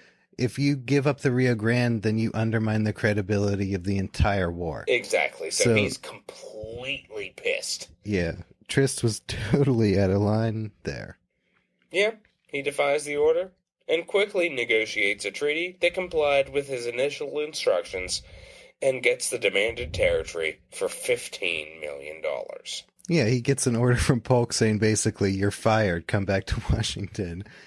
And he says, oh shit, I better save face. I better figure something out. Yeah. I'm fucked. Wasn't it the same time there was the Mexican government fell again and there was a new government that came into place that suddenly might be more amenable to it? That's right. So Trist, he might have made the right call by striking while the iron was hot, not letting any more delay. Because he ended up getting a treaty that Polk was found acceptable. even though he was still pissed at trust. Right. And that was the Treaty of Guadalupe Hidalgo, yep.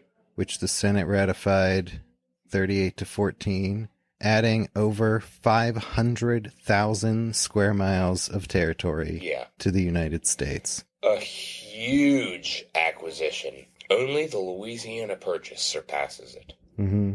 Yeah, it basically increased the size of the country by a third.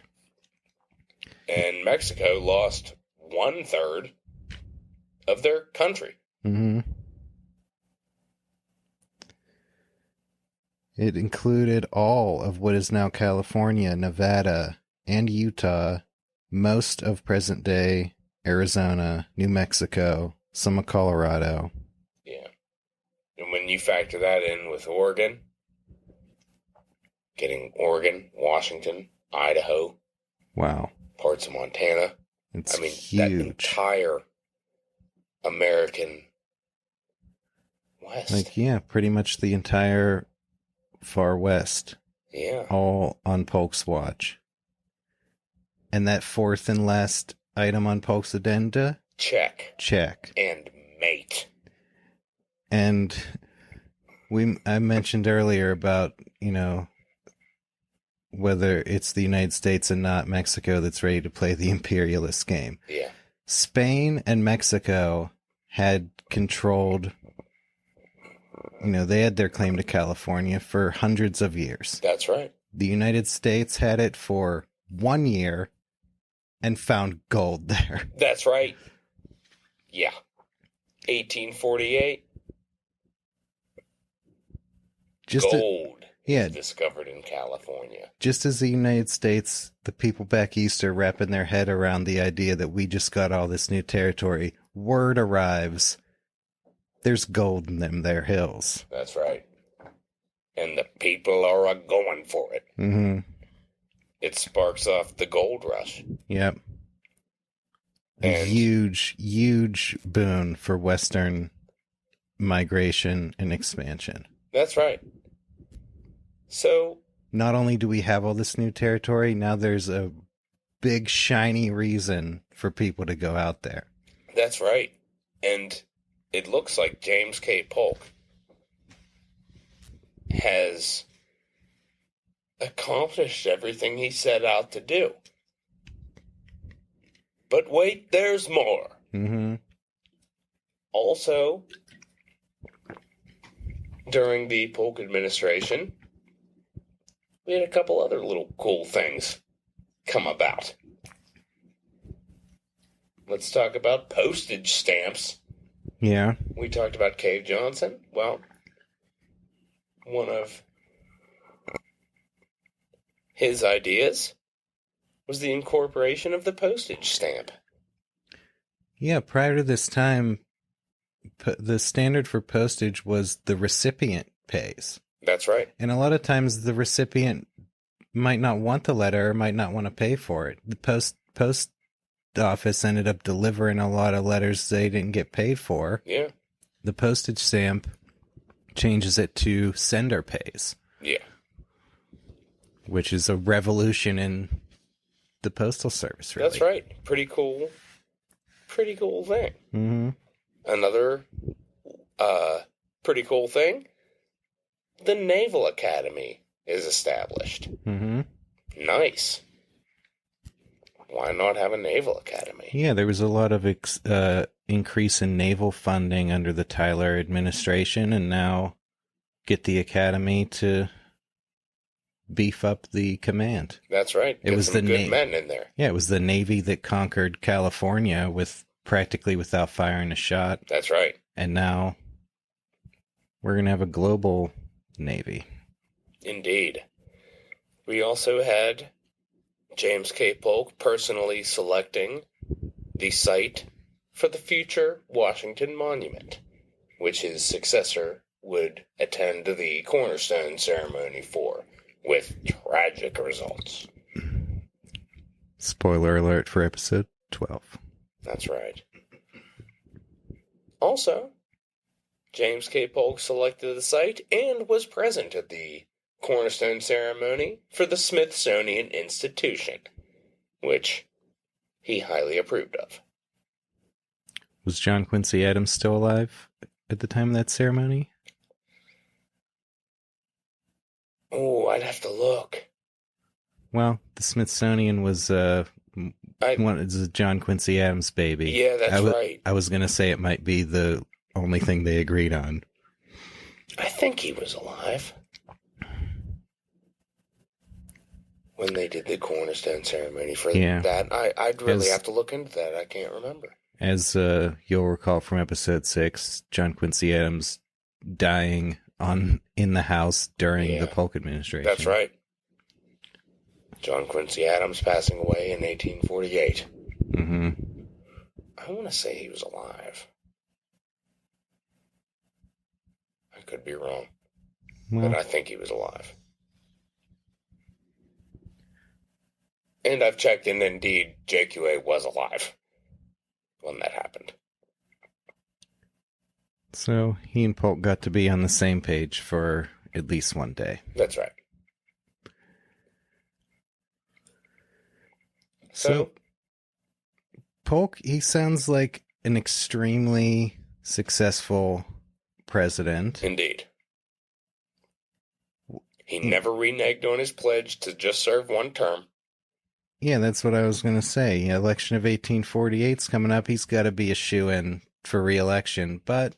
And a lot of people figured he would run for re-election. Nope. Mm-hmm. Yeah, we talked earlier about how hard-working he was, 10 to 12 hours a day. He's pretty exhausted. Sometimes more. He already accomplished all of his goals. He has nowhere to go but down. That's it. It's been a hallmark. If you look throughout presidential history, even the great two-term presidents, almost always their first term's more successful. Yeah, we've talked about this time and again. The second term always seems to lag the punch and drive of the first. And Polk is, he got out while the getting was good. Indeed. If he had stuck around, there's no possible way a second term could have been even sniffed the success of his first term. He already accomplished all of his goals. No, it's interesting to ponder how he would have dealt with the Compromise of 1850. Yeah. But as we're going to find out, he didn't even live long enough to learn about it. No. Yeah, he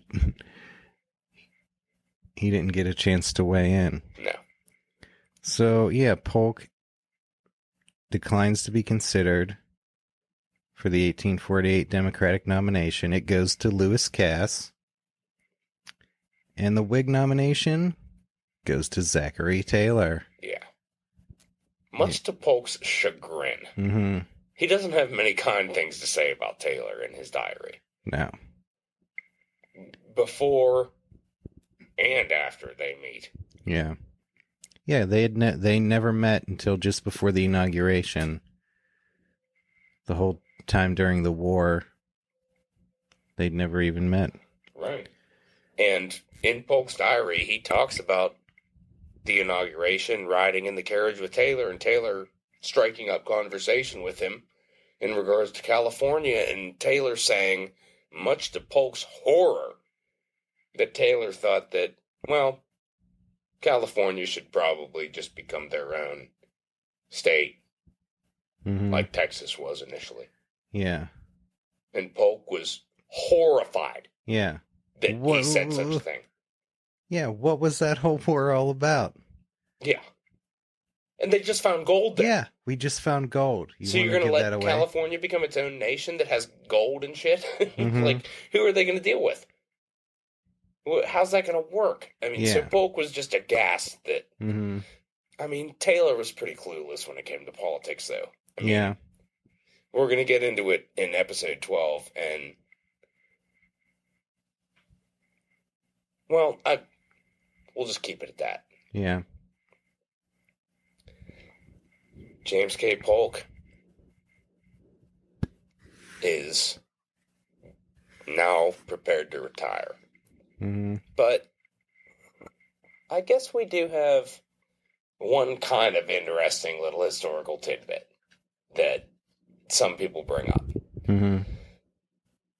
And that is the fact that March 4th fell on a Sunday. Yeah. And neither Taylor nor Polk would agree to having the inauguration on the Sabbath. Mm-hmm. So there was a technical day without a president. Well, there's a question of, does Taylor become president on the 4th automatically, or does he have to take the oath of office Right. to become president? Yeah. And it's not clear, and I guess that was an uneventful day in any case. Right, but you had Senator David Rice Atchison. It's even on his gravestone. Much later.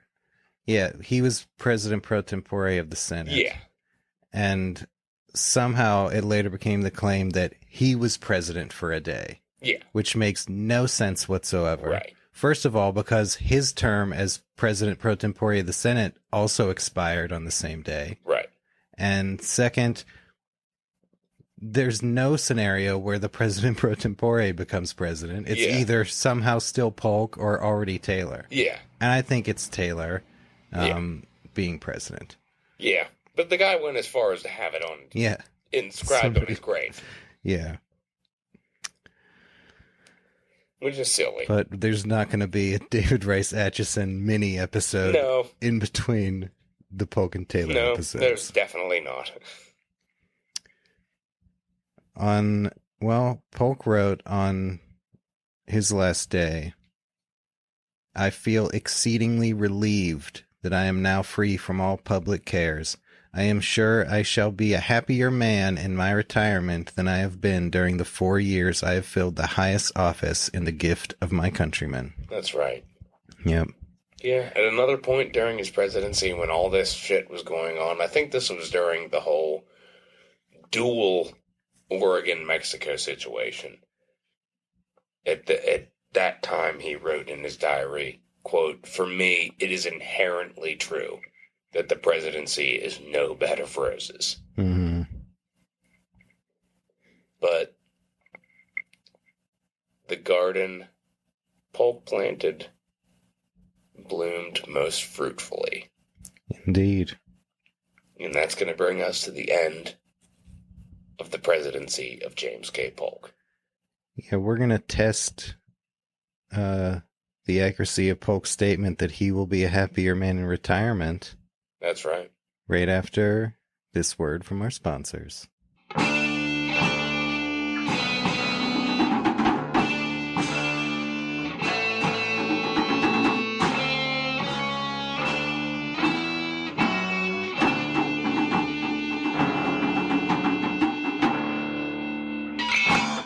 The Dead Presidents podcast is brought to you in part by druggist E.J. Hicks and his genuine bedbug poison.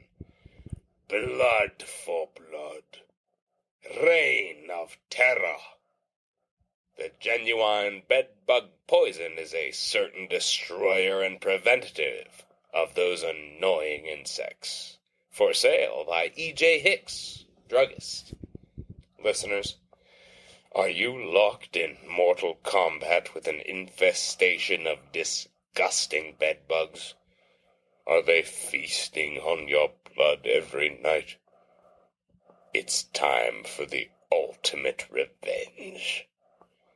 With genuine bedbug poison, you can perpetrate a genocide that will never be forgotten. If you've got a bedbug problem, genuine bedbug poison is the final solution. That's a message from our sponsor, druggist E.J. Hicks. Now a message from our sponsor, Cooper's Ethereal Oil. Deafness can be cured. Cooper's Ethereal Oil is a prompt and lasting remedy for deafness. Hundreds of cures in cases deemed utterly hopeless have firmly established its superiority over every former medical discovery.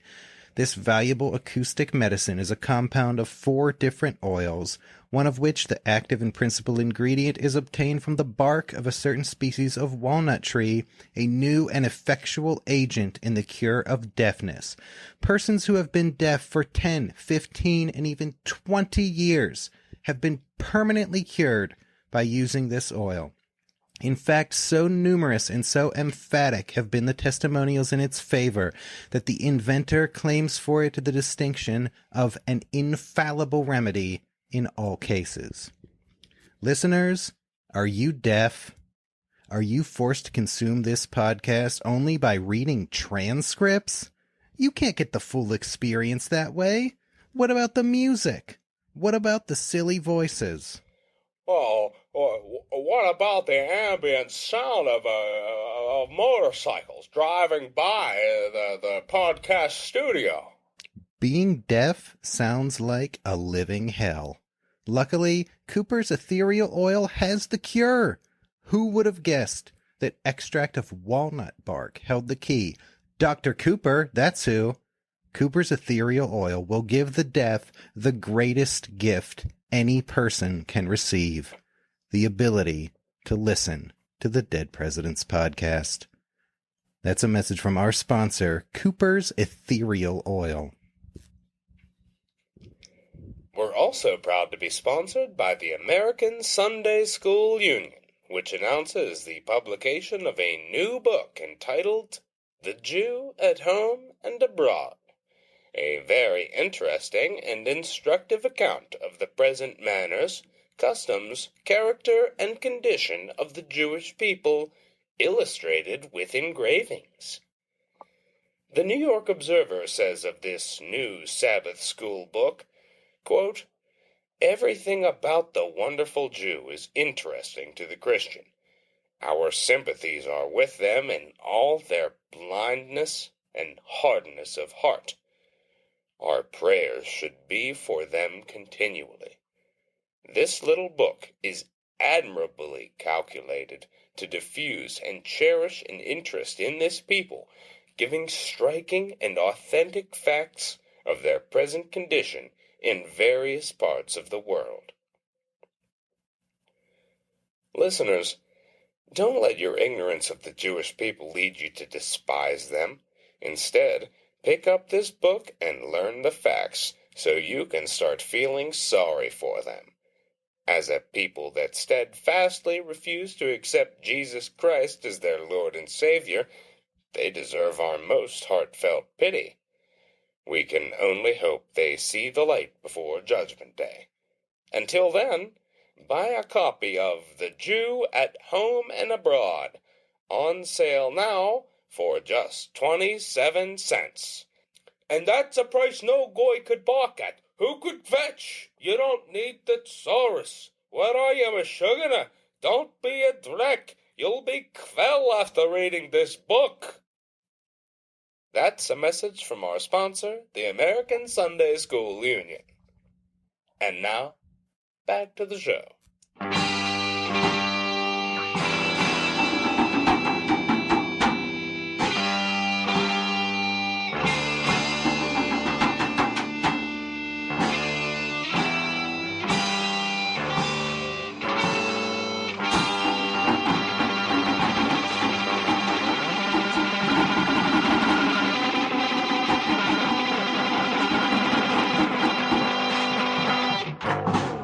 And we're back.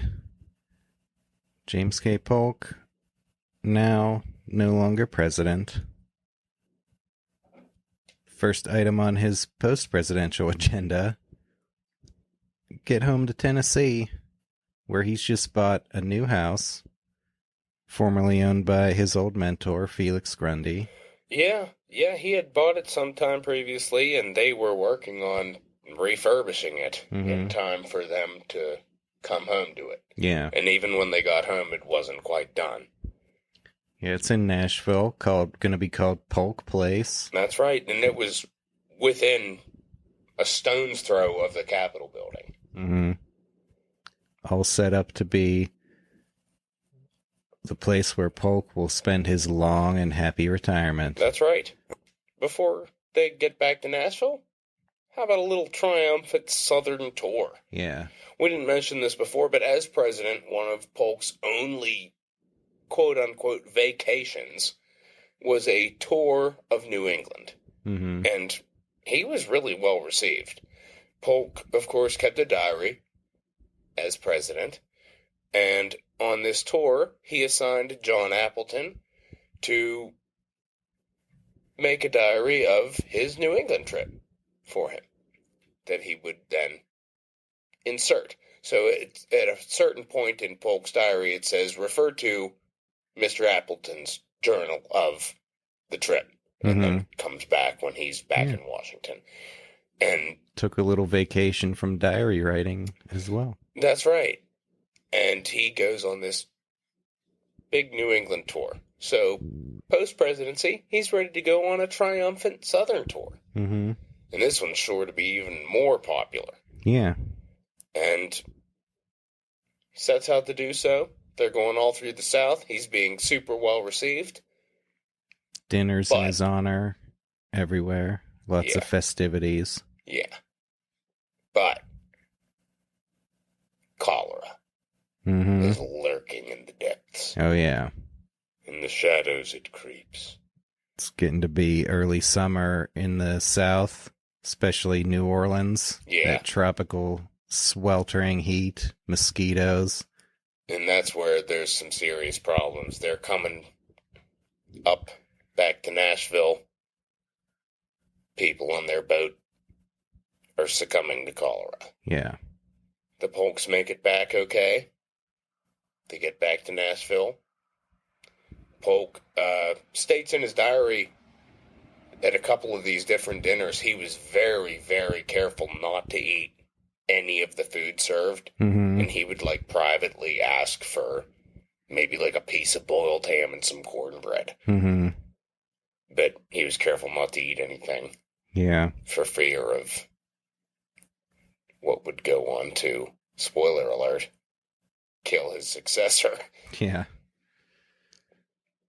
So he's pretty cautious, and despite the fact that people are dying on the same ship, the Polks make it back to Nashville, but they're not out of it. Mm-mm. Cholera's in Nashville, too. Yeah.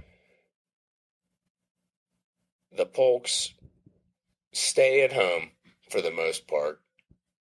Polk rearranging his library. There's neighbors that say they remember seeing him giving directions to workers who were going about the grounds, and they say that if it wasn't for his hair having gone almost totally white, he looked like a young man. See his posture, his carriage, the way he walked, he seemed good. He still was pretty young. Wasn't he the youngest president He was yet? the youngest president elected. He was 49 years old. Mm-hmm. He's 53 years old right now in his retirement. Mm-hmm.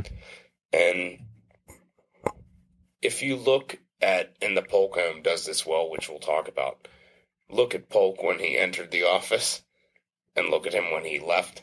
Mm-hmm. The aging is remarkable. Yeah. Just remarkable. It looks almost like two different people. Mm-hmm. Like a father and son.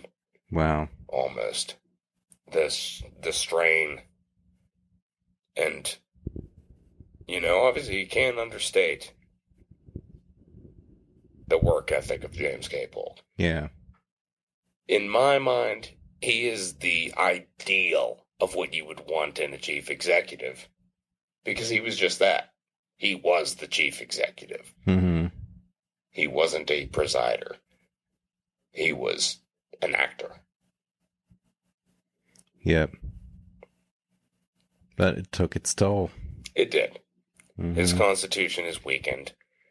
And despite trying to stay at home, they only made a couple of trips outside the city, into the country, where they figured it would be safe. Despite this, Polk's last diary entry indicates that he was fixing up his library. That was June 2nd. He never made another entry. Mm-hmm. It was cholera. Oh, yeah. He would sink pretty quickly. Complained of fatigue, weakness, a derangement of the stomach and the bowels. Yeah. Doesn't sound too pleasant. No, not pleasant. He had trouble with that kind of thing his whole life. And this was it. It was cholera. And June 15th, 1849, James K. Polk's going to pass away, but before he does, he's unbaptized. That's if you right. remember from the beginning of the episode, his parents' botched attempt at baptizing him into the Presbyterian faith. Now, on his deathbed, his mother is there. Sarah is there. He's the first president to not outlive his mother. Right. They're there. They want him baptized into the Presbyterian faith. He says, no. I want Reverend McFerrin to baptize me into the Methodist Church. Now, way back in the day, when Polk was just getting started out, he happened upon a little meeting, little revivalist kind of gathering going on with this Reverend McFerrin preaching. Polk liked the cut of this guy's jib. He liked what he had to say. And throughout his life, whenever he was with Sarah, they'd go to Presbyterian services. But if he was on his own, and maybe he brought somebody with him, he'd go to Methodist services. And on his deathbed, James K. Polk, to his mother's horror, requests to be baptized into the Methodist Church. Yeah, he's James Knox Polk, named for their ancestor James Knox, the founder. Well, it was John Knox. John Knox. Yeah. But, yeah. Founder of Scottish Presbyterianism. Right.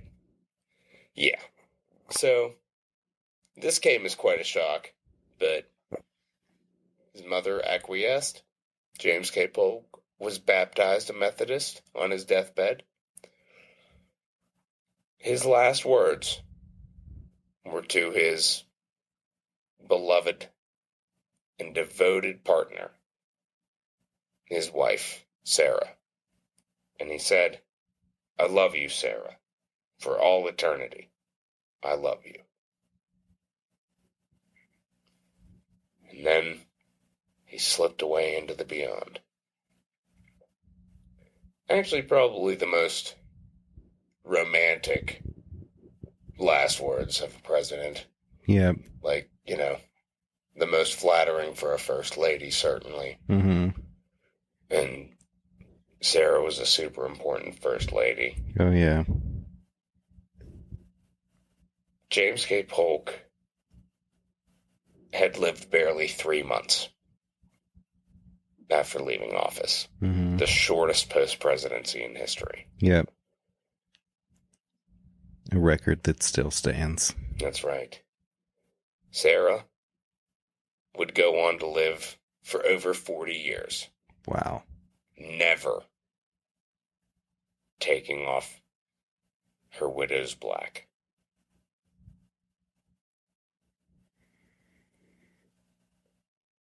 And she's another story herself. She's going to get her own episode, certainly. Mm. Otherwise, we could spend another hour diving into her. But yeah, when we someday get past all the presidents, we'll hopefully do episodes on other American history figures, including the top first ladies. Sarah Polk, definitely one of them. Yeah. So James K. Polk has died. what happens? His body is placed in a temporary vault for cholera victims immediately after his death. And sometime later, there is an official funeral procession where he is buried in the yard at Polk Place. Very, very austere and awe-inspiring tomb erected for his burial. Mm-hmm. 3 sides filled with information on him and his achievements, and 1 side left blank for when Sarah passed. There we have the end of James K. Polk. Mm-hmm. Of course, in death, there wasn't much rest. I think we'll get into this when we talk about our home visits here in a moment, but first, what kind of person was James K. Polk? What was he like as a guy? We haven't really talked so much on it. A lot of people had a lot of different things to say. Obviously, workaholic. Mm-hmm. A lot of people said that he was humorless, hard to get along with. He didn't have a lot of close friends. His wife was way more popular than he was. Mm-hmm. His wife was incredibly popular. Sarah had tons of friends. She was pretty much the polar opposite. Yeah, he didn't have time for friends. No. He had a single-minded focus on politics. Which she aided him with, and she aided him even more so with just her general character. So, there's a couple neat little recollections that Sarah had that kind of say a little bit about James K. Polk as a person. So, there's an incident which occurred near Columbia, where they lived. They were traveling along, and the stage driver ventured into a swollen stream when the horses got into deep water and began to swim. An inch or 2 more, and the stage would have been engulfed. A man coming up on the bank on horseback called for the driver to stop. Mr. Polk, who could not swim, called out from his seat within the stage, offering a reward of any amount of money that might be named if somebody would save his wife. The man on horseback seemed too much frightened to grasp the opportunity, and Mr. Granville Pillow, who was sitting beside Mrs. Polk, throwing his coat down on the seat, exclaimed, "I will take you out, madam." Swimming to the bank and compelling the man to give up his horse, he mounted, and plunging into the rapid current, came up behind the stage, and asking her to step upon the high hind wheel, and then upon the shoulder of his horse, he held her firmly in his arms, and bore her safely to the bank. She did not even get her feet damp. So Polk, willing to offer any amount of money Mm-hmm. in order for Sarah's safety. He truly did. Truly did love her. Indeed. Another great anecdote that Sarah relates.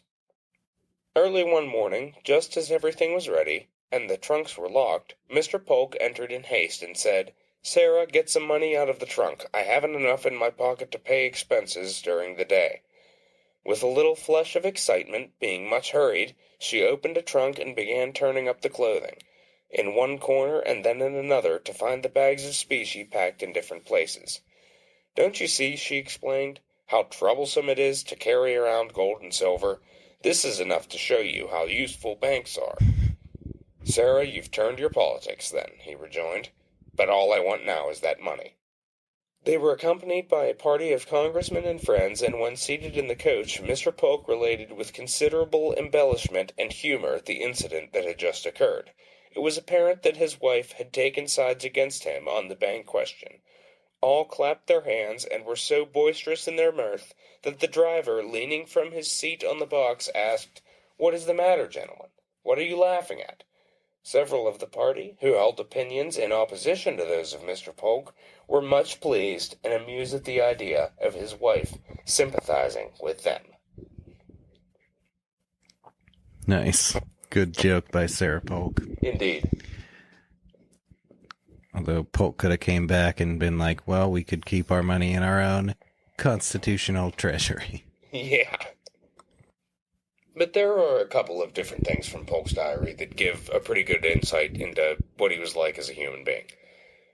There's one incident where he comes out of his private chamber and there's a guy that he knows standing there. And he's kind of taken aback that this guy's just there.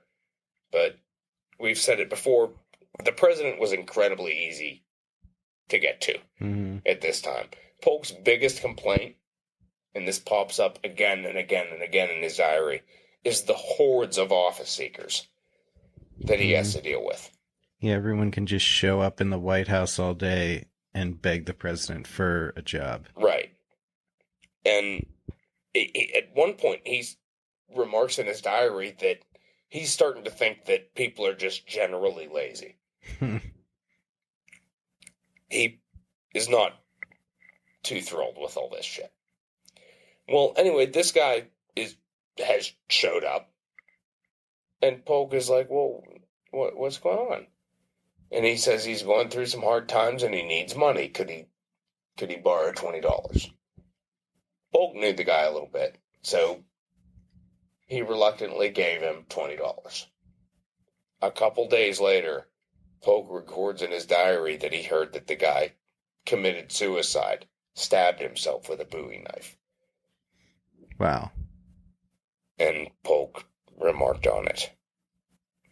And kind of affected him a little bit.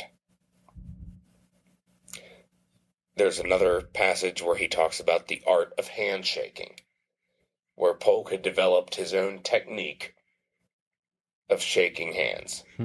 And became pretty artful at it so that he could do it without issue. Yeah, you gotta shake a ton of hands at one time. You gotta protect your hand. Yeah, Polk turned it into a science. He pretty much said, be quick about it. Make sure you get to them first. Shake theirs. That's it. Don't wait. Don't hesitate. Yep. Make your grip as strong as theirs, and if the guy looks big, just reach forward, grab his fingertips, quick shake, done. Yeah. That's enough. His handshake style, fast and aggressive, just like his style on the borders of Mexico and Oregon. Indeed.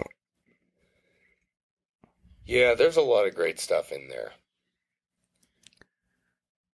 So what, another thing about Polk, how did he spent his whole life in a political career. How did he make his money on the side? Yeah. Now, we mentioned earlier that Polk was a slave owner. That's right. He was kind of an absentee slave owner, though. He was, yeah. He had bought a plantation in Yalobusha County, Mississippi. And he was determined to, quote, win big or lose big on it. He put a lot of money into it, and it was a long time before he saw any return, because the land wasn't great. Mm-hmm. There are horrible stories of really brutal overseers. That particular plantation had a very high death rate, even among other plantations in that area.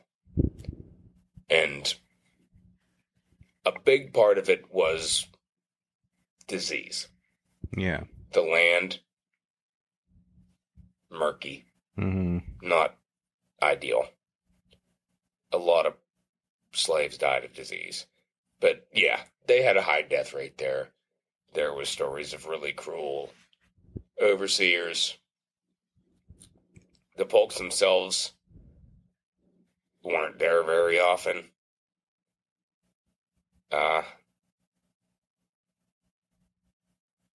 However, knowing how Polk micromanaged everything, perhaps he was privy to everything that was going on there. Well, was he micromanaging his plantation, or was he just letting it go? I mean, George Washington, he tried to micromanage his estate from, when he was in public service with varying success. See, no, I haven't really read anything where Polk, micromanages the plantation. Every once in a while there's letters.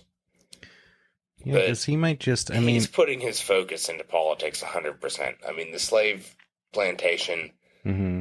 He treat it like almost like trying to get money. It's like an absentee investment. I'm going to put money in it and let people run it for me. Because like I said, Washington would really try to run his plantation from Washington. But I think other guys more like Jefferson, Madison, Monroe, really more absentee in a lot of ways when they were off in politics.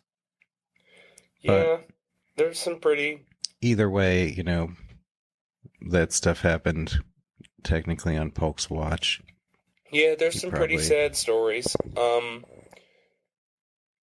Elias Polk, a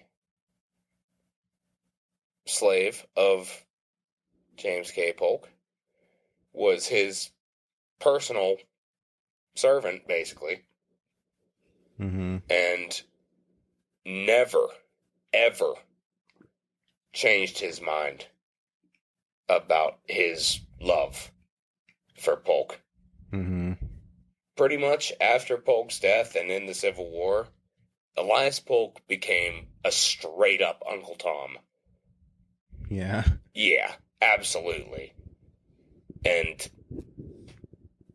he got into politics a little bit. As a Democrat. Right. Yeah. Not a lot of black people. He started Democrats like a black Democrat club and different things, and to the day he died, never backed down on saying how great his master was. Yeah. Other Polk slaves, not so lucky. Yeah. Some of those in Mississippi probably not as big of fans. No. Well, and after Polk's death, some of the slaves that remained at Polk Place with Sarah, there's some tragic stories there. Mm-hmm. I think we'll save those for a future Sarah Polk episode, but not pretty. No. Yeah, I mean, it was pretty sick. I mean, Oh, yeah. he pretty much was just like, I'm going to try and make a lot of money off this so that I don't have to worry about anything when I retire. But, I mean, I don't know. How comfortable can one couple be? They already had slaves. They didn't have any children. They didn't have anything to leave anybody. Mm-hmm. At a certain point, it looks really, really, really, really bad. Mm-hmm. And, that is obviously unforgivable. Oh, yeah.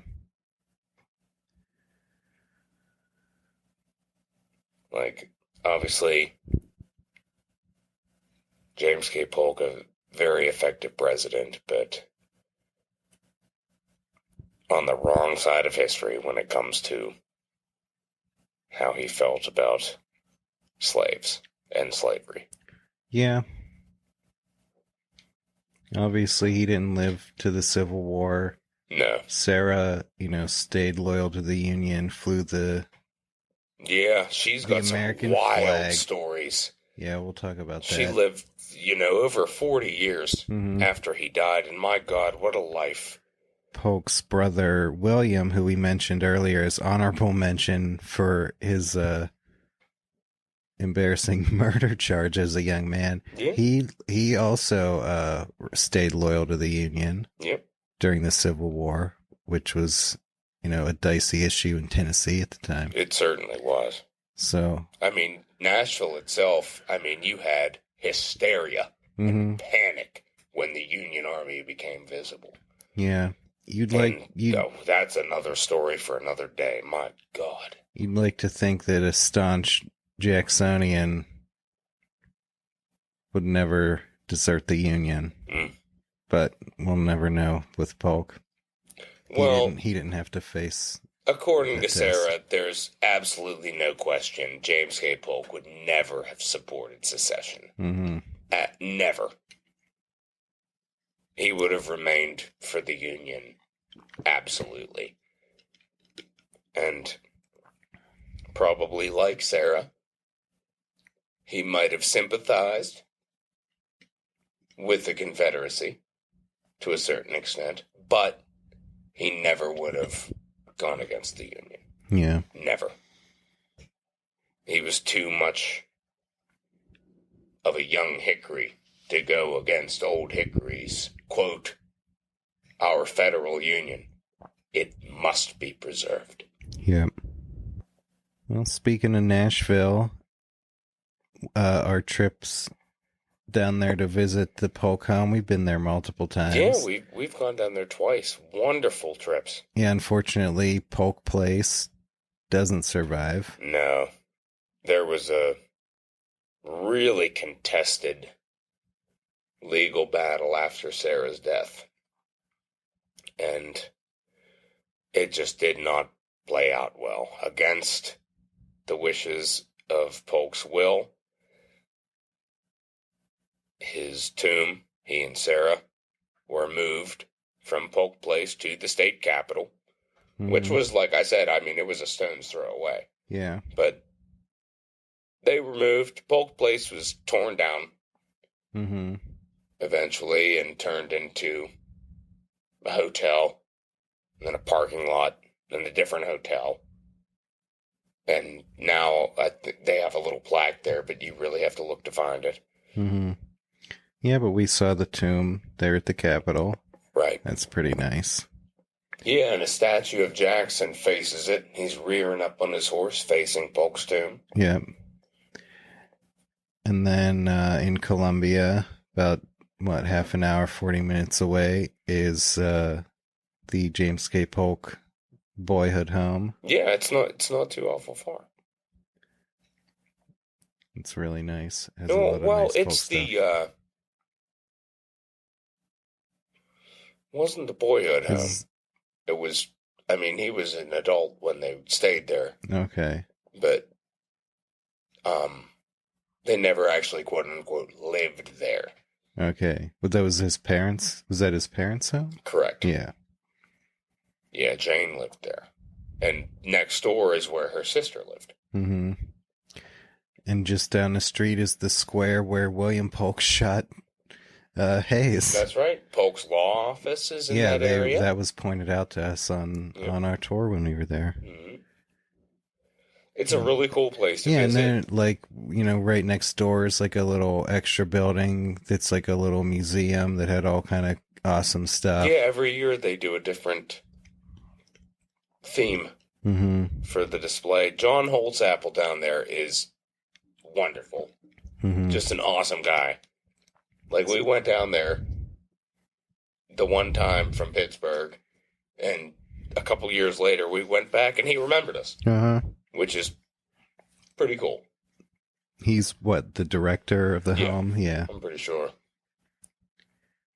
But yeah. Yeah, really great. Kudos to John Holtzapple. Awesome work at the Polk Memorial Home.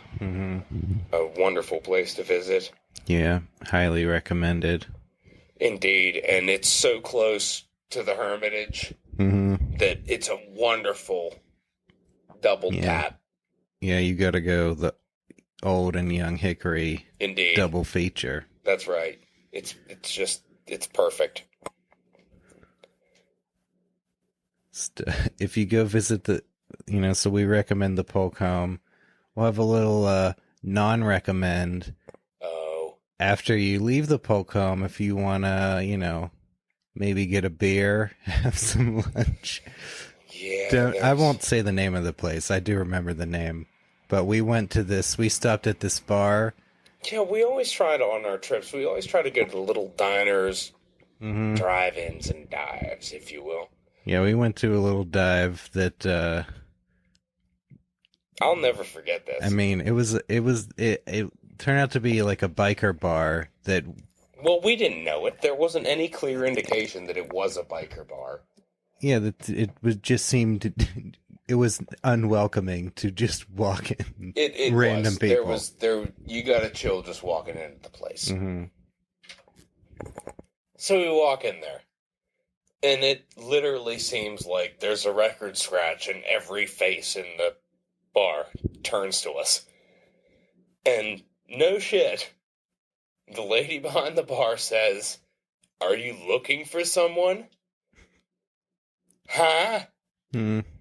That's what we're greeted with. Are you looking for someone? Yeah. I said, "We're looking for a beer." And she said, "Well, I guess you came to the right place." Yeah. So, we each got a beer.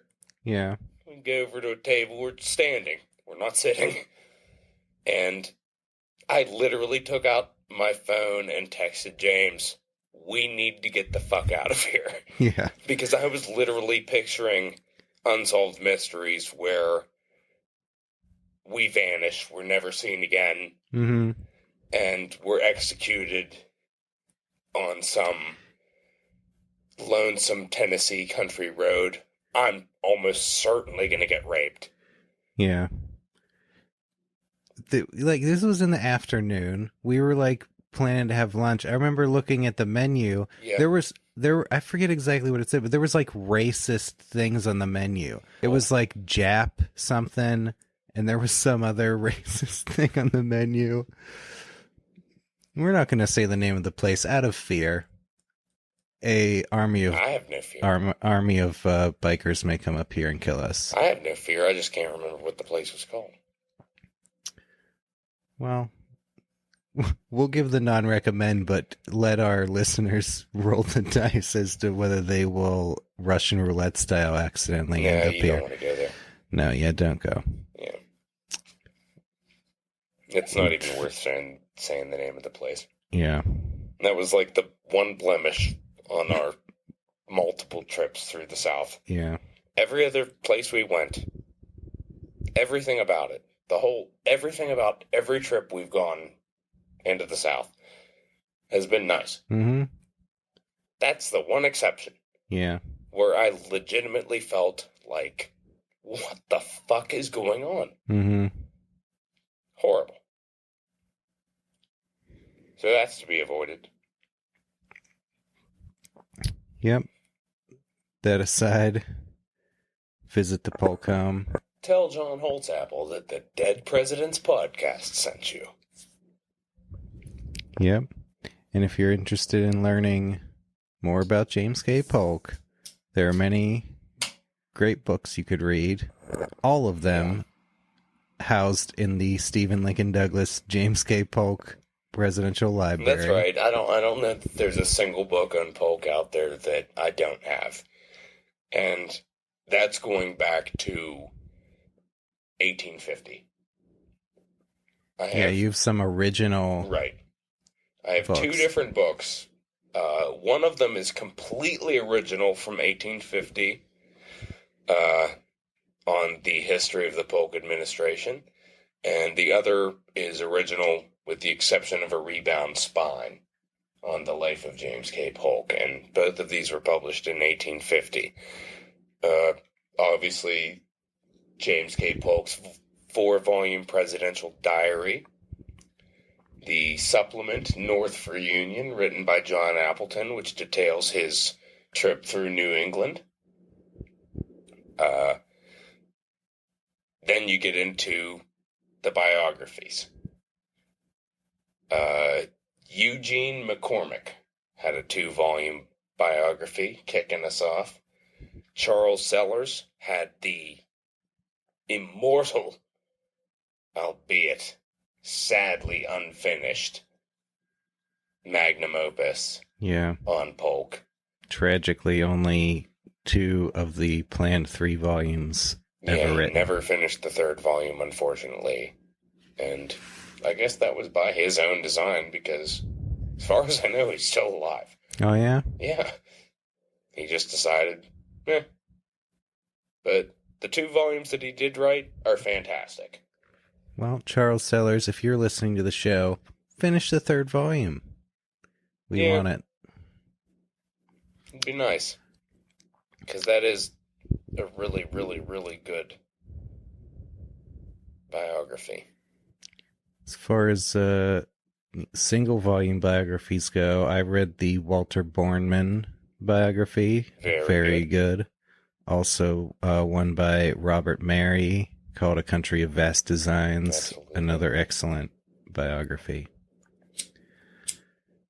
And you've also got the complete correspondence of Polk. Yeah, I'm still amazed that I was able to acquire that. But yeah, the last volume is due to come out at some point in 2021. But yeah, I have volumes 1 through 13 of the complete correspondence of James K. Polk.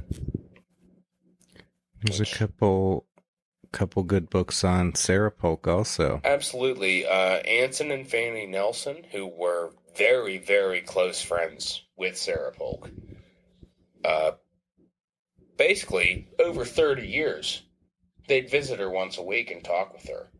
And she cooperated with them in her biography. Nice. And that's a wonderful read. And more recently, Amy Scott Greenberg, who has also written a book on the Mexican-American War called The Wicked War, has written a book called Lady First on Sarah Polk, which is a good read. There's a lot of books on the Mexican-American War. John S.D. Eisenhower, son of President Eisenhower, wrote So Far from God, which that's like the original classic book on the Mexican-American War. Nice.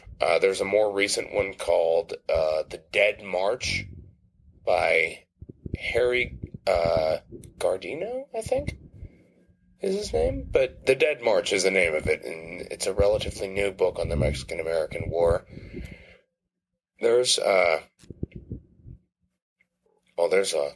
kinds of little things here and there, different. We've mentioned the President series in the past.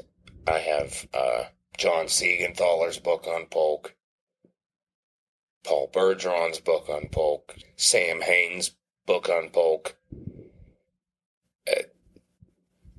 Pretty much everything. Yeah. Well, those ought to keep our listeners busy for a while. Indeed. Good luck finding all of it. Well, get yourself a library card at the Stephen Lincoln Douglas James K. Polk Library. That's right. It'll cost you, but it'd be worth it. Mm-hmm. So, let's close. Let's try and sum up James K. Polk. No, let's not. Let's let his contemporaries do so for us, shall we? We shall. Some final quotes on James K. Polk. We got John Quincy Adams, who said in 1834 of James K. Polk, "He has no wit, no literature, no point of argument, no gracefulness of delivery, no elegance of language, no philosophy, no pathos, no felicitous impromptus, nothing that can constitute an orator, but confidence, fluency, and labor." The Paris West Tennessean remarked in 1838, quote, "James K. Polk is an artful, cunning, intriguing man. He will talk soft words to you. He has a smooth tongue, but mind, he is a snake in the grass. He will steal around you and win you away ere you are apprised of it." And we've got a young Abraham Lincoln in 1848 who said, "I more than suspect that he is deeply conscious of being in the wrong, that he feels the blood of this war, like the blood of Abel, is crying to heaven against him.